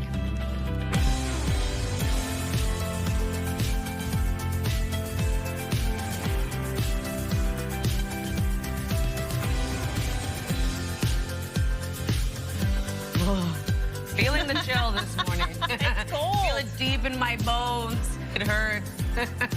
She came in with her big comforter blanket this morning. Yeah. Smart. Great jacket. Smart. I had to scrape the inside of my windshield today. I've never had to do that before. Yeah, I hate when that happens. Ooh. Oh my gosh. Yeah. No, it's bad when. Yeah. Did you ever use the old CD for scraping the window in desperate times? Yeah. Oh my gosh, on my beater car back in the day. Like, get off. Oh my gosh, beater cars. We had one where you had to actually take little strings and kind of pull the windshield wipers just because on a trip they broke. Oh, we didn't do that until we got to the garage. Oh my gosh. But you know, it is satisfying though if you have that layer of ice on your passenger window and you roll the window down either way and you smash it out. Oh, I've never done that. That's before. A good one too. That's a fun one. When it just remains one sheet of ice and you're just like, get out of here. I'm going to do that. That's super fun. Having a bad day. Oh yeah, that's satisfying. Good times. Well, yes, you know, it is a bit earlier that we are getting that winter blast. But you know what? My family in Toronto already had it months ago. So a month ago. True. So. It was our turn, I guess. Yeah, I guess so. Tis the season. Here's a look early this morning. Sunshine in behind those clouds. A cold start to the day, though. Keep that in mind when you are heading out. Right across the region, we are dealing with those colder temperatures. Not even factoring in the wind chill. It is cold this morning. Minus 21 in Fredericton, minus 12 degrees starting off your day in Charlottetown, minus 10 early this morning in Halifax, minus 8 degrees in Sydney, minus 9 over in St. John's, Newfoundland. Here's that wind chill that we're factoring in, even colder across the maritime region. Bundle up before heading out. This is the day for mittens, hats, scarves, all that jazz, because we are going to see that wind chill remain quite cold today. Even though we are going to see temperatures warm up just a bit into the afternoon, still remaining quite cold. Same thing goes for both Newfoundland and Labrador as well. Starting off this morning, there's that risk of frostbite over in Happy Valley Goose Bay, and this wind chill going to remain quite cold throughout our day today. So just something to keep in mind when you are heading out. Snow squall watch currently still remains in effect for parts of Cape Breton Island. This extends also snow squall watches in effect for parts of Newfoundland until Wednesday morning. Over to our satellite and radar, we are going to see lots of sunshine across Atlantic Canada, but also seeing a bit of flurry activity starting off your day. Parts of Cape Breton Island still seeing flurries early this morning. Same thing goes for Newfoundland and Labrador, and will continue into the afternoon for Newfoundland and Labrador, clearing out of Cape Breton. Here's a look at our current wind out of the northwest this morning, 50 kilometers per hour in North Cape, 41 in Grand Etang with 37 into Canso, 31 in Sydney. Wind gusts of up to 63 right now in North Cape, 56 into Grand Etang, 43 in Sydney, 35 in Halifax, 50 in Bathurst. We'll have another look at your long-range forecast, but first, one last look at your local news with Amanda. Thank you, Latavia. And some students in Cape Breton are returning to class today. Schools under the Cape Breton Victoria Regional Centre for Education banner are delayed opening by an hour. Meantime, some Strait Regional Centre for Education schools are closed. This is due to winter and road conditions. Some ferry crossings in the region also impacted by strong wind gusts today. Fire crews were on the scene for much of the day for a blaze that destroyed a major employer in Wallace, Nova Scotia. This is what it looked like Monday morning when firefighters arrived at the Aquashell lobster processing plant on the Northumberland shore. There were about 50 people working in the facility at the time. No one was hurt, but the decades-old business is a total loss, with about 100 employees now out of work. The fire chief described it as a firestorm because of the winds. A dozen vehicles also burned, and nearby homes had to be evacuated because of the smoke. Still no word on how the fire started, but an investigation is underway. Halifax water crews are dealing with another sizable break. Crews are working on the repair on Prescott Street. Water in that part of the city is shut off for the time being, and only local traffic is being allowed into the neighborhood.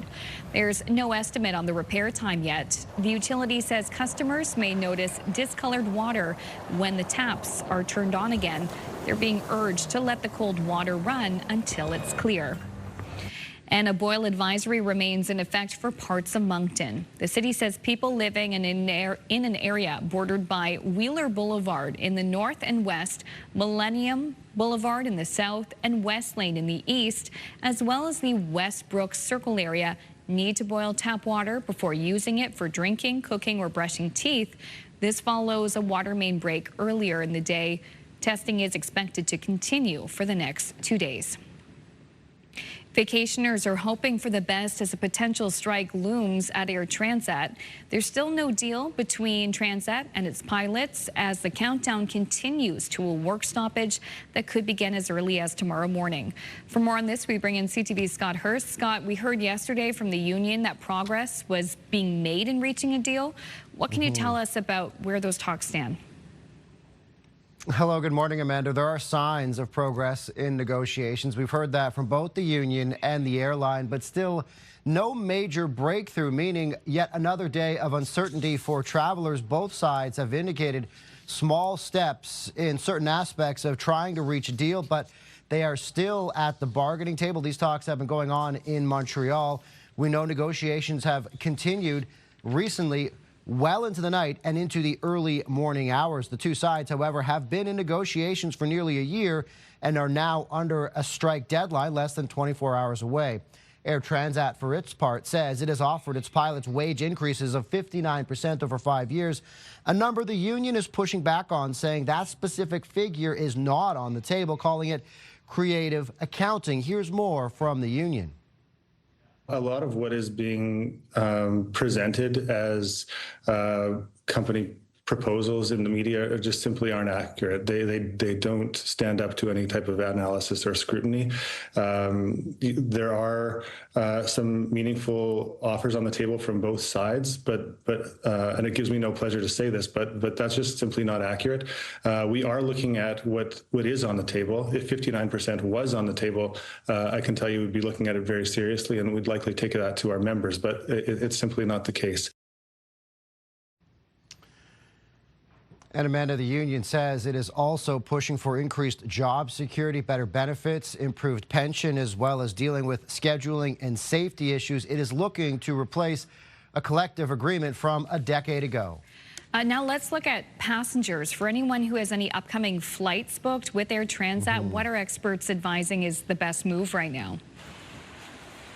At this point, passengers will start to feel the impact of a looming strike as of today, as Air Transat on the operational side has announced the initial cancellation of 6 flights so far, but could get to a full slate of cancellations by the end of day today, as the 72-hour strike notice that was issued over the weekend is set to kick in as of 3 a.m. Wednesday. That is when job action could officially begin. So at the moment, any customers facing a cancellation, the airline says, will be notified through email.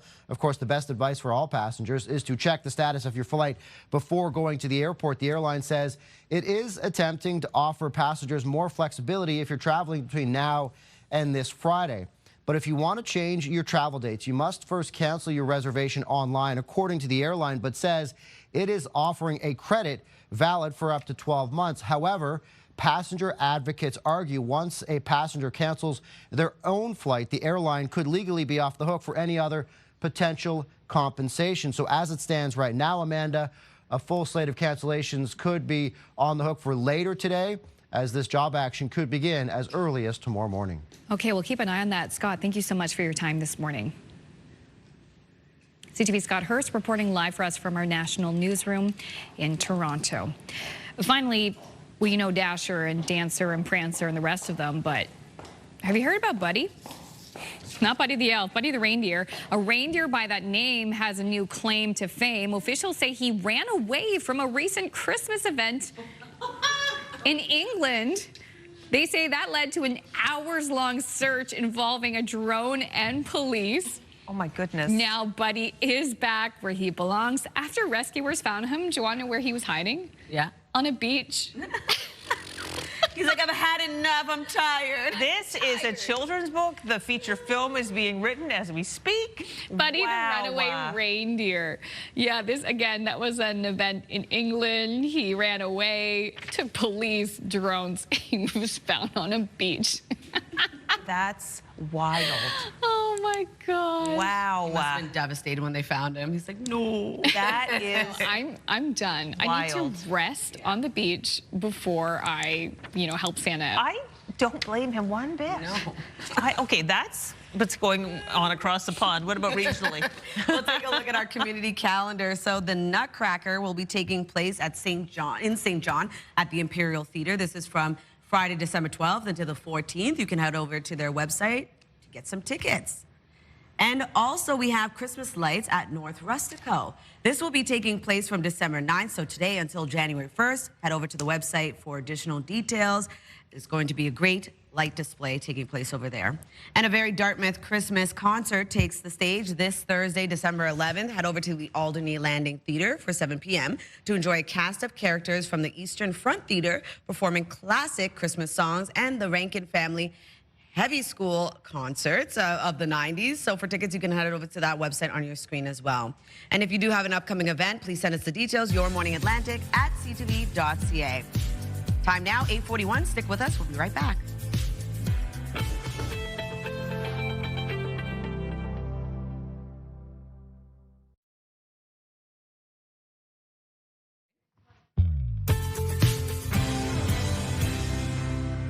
Welcome back. The time now is 8:45. We're taking a live look at Sambro it is starting off quite cold this morning over in Sambro Harbor, rather.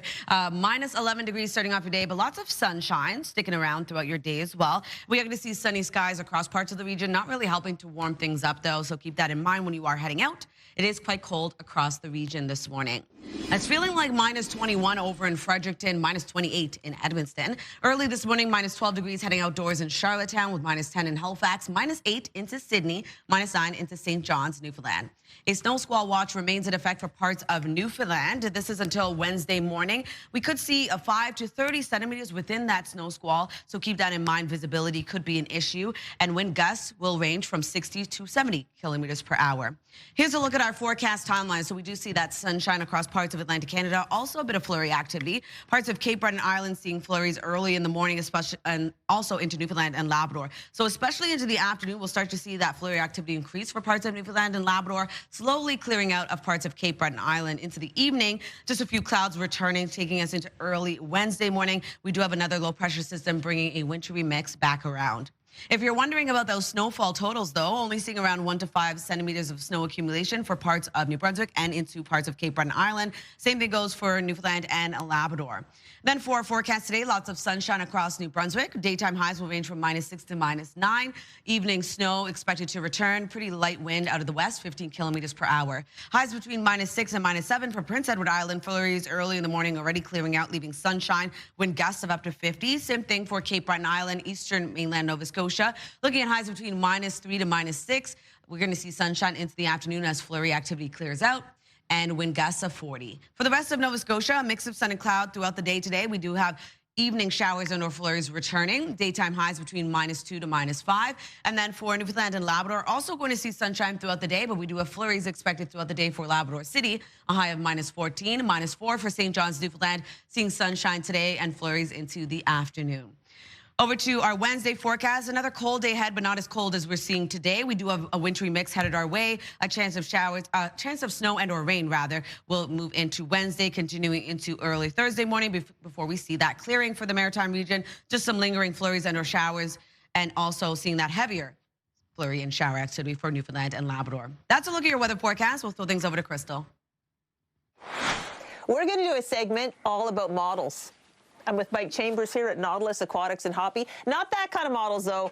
This kind of models. We're talking about hobbies for the holidays. I guess modeling is really popular right now. Model has become very popular. We get a lot of people in every weekend picking up kits and paint and all the accessories to go. We have got kits from really hard ones to beginners, and it keeps people busy, you know. And it's so we really do have something for every skill level, every level of patience. Let's talk about one of the things you were saying, that these remakes are really big right now. This is a re-release of a kit, and it's an old car. I like the car myself. I like Chevys myself. Yeah. Let's talk about, okay, these are difficult kits. Yeah. Well, this is not so difficult, but it's more that modern kit they were talking about, the 35. And this is a Vietnam-style helicopter. And then this one here is a helicopter. It's a little more less difficult because it's smaller. You got all the paint and all that with it. For somebody who was really just wanted to get into it, this doesn't even need glue or anything. Younger kids. It has the building blocks on the inside. When you finish it, it looks like this. I don't know if you see there or not, but there's little building blocks in there. You snap it together, and it really looks cool. What I love about this kind of thing, a modeling kit, whether it be the building block style or the old school where you just like paint everything and put it all together, you're giving the person a gift of time. You get to spend time with them, something to keep, and it's a gift that lasts a long time. And I know you've got little teeny stocking stuffer kits, and you even have like this giant kit here. What is that one? It's a big ship. It's like really expensive, but I sold quite a few of them. Really, really detailed. I have other versions I can get. If I don't have it, I can always bring them in. And then if you just kind of love the idea of getting into modeling, but you want to just do a puzzle, you got the person covered here, too. And we have most of those tanks in stock. Exactly. And all kinds of puzzles for people who don't even like models, people who like flowers and puppies, which is, you know. Okay, and of course the train out front is always a big hit every year. The train is, I remember, just after you were here last year, I was sitting at my desk and I looked out the window and the train was going around, and there must have been about eight or nine people. It was really fun. People become a destination. Okay, there's a whole other side of the shop. We're going to do a quick visit over to the aquatic side. Okay. So this is the aquatic side. What do you want to show us here, Mike? That's what I'm going to show you over here at the mask and fins section. Okay. Everybody heads down south. A great Christmas gift. Every mask and snorkel. A lot of people want their own snorkels because they don't want to use something down there, you know. And these ones are, I mean, depending on the quality you get, you get the really clear, so you can really see those fish. You use a defog to keep it from fogging, you know. And then the snorkel, if you don't have a snorkel, you have to keep pulling your head out. So use a snorkel like this that has a dry top. And what that does, it falls down into the tube, so when you go underwater, there's virtually no water in the tube. I know a lot of that I love is a water shoe, and a lot of people love that for going down south because then they can go into the water, they're not going to cut their feet on shells and things like that. Or the other thing is hot sand. The sand gets really hot down the Caribbean, apparently, and a lot of people like these. They can wear these inside of the bigger fins as opposed to the smaller fins. So if you dive up here, you want to wear your big fins, you can wear these inside. We have a sock there that will fit in this to keep it from chafing. Plus, it'll give you protection for walking. So if you're going on a tropical vacation, you come here and get your whole family kitted out. That's it. Everything from bathing suit to little accessories. Well, Mike, this has been so much fun. Thank you so much for this little tour. All right, let's swim away back to the studio. We put all the information about Nautilus Aquatics and Hobbies on our website, too.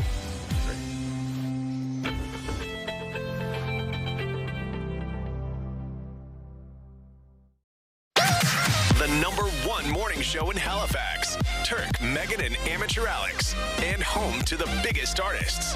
Halifax's #1 hit music station. 101.3 Virgin Radio.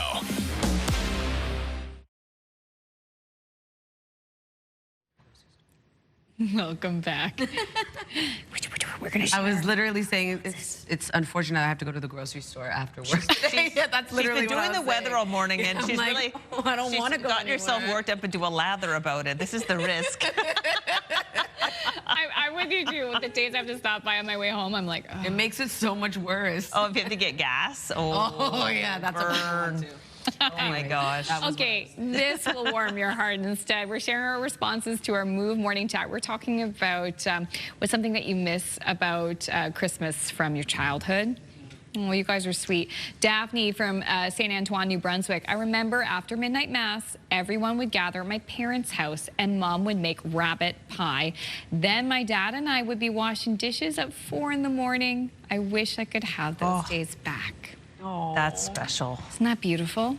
Donna from St. John says, my mom was Christmas. So when she passed 36 years ago, the tradition stopped. But one thing she used to insist on was Christmas Day. We all must go to her bachelor apartment en masse. Her 4 kids, 5 grandkids, her sister and her 4 kids with her 5 grandkids, plus presents for all. We figured it out each year. At the time, it seemed like a pain. Sometimes what I wouldn't give for it today. Aww. The chaos of the holidays, sometimes that's the most magical part. Right. Exactly. And then another Donna from Chance Harbor says, one thing I miss the most is going to Grammy's. All Dad's side would gather. We only saw them once a year. Oh, and Grammy's homemade cookies, pies, and squares. Yeah. Nothing like baking from a grandmother, right? We also have Patty, from Belle Isle Creek says, I remember when we were kids, we would go visit family and friends to see their tree and gifts in the days following Christmas Day. People left their trees up for days afterwards with the unwrapped gifts under it. It's a fun tradition. I like that too.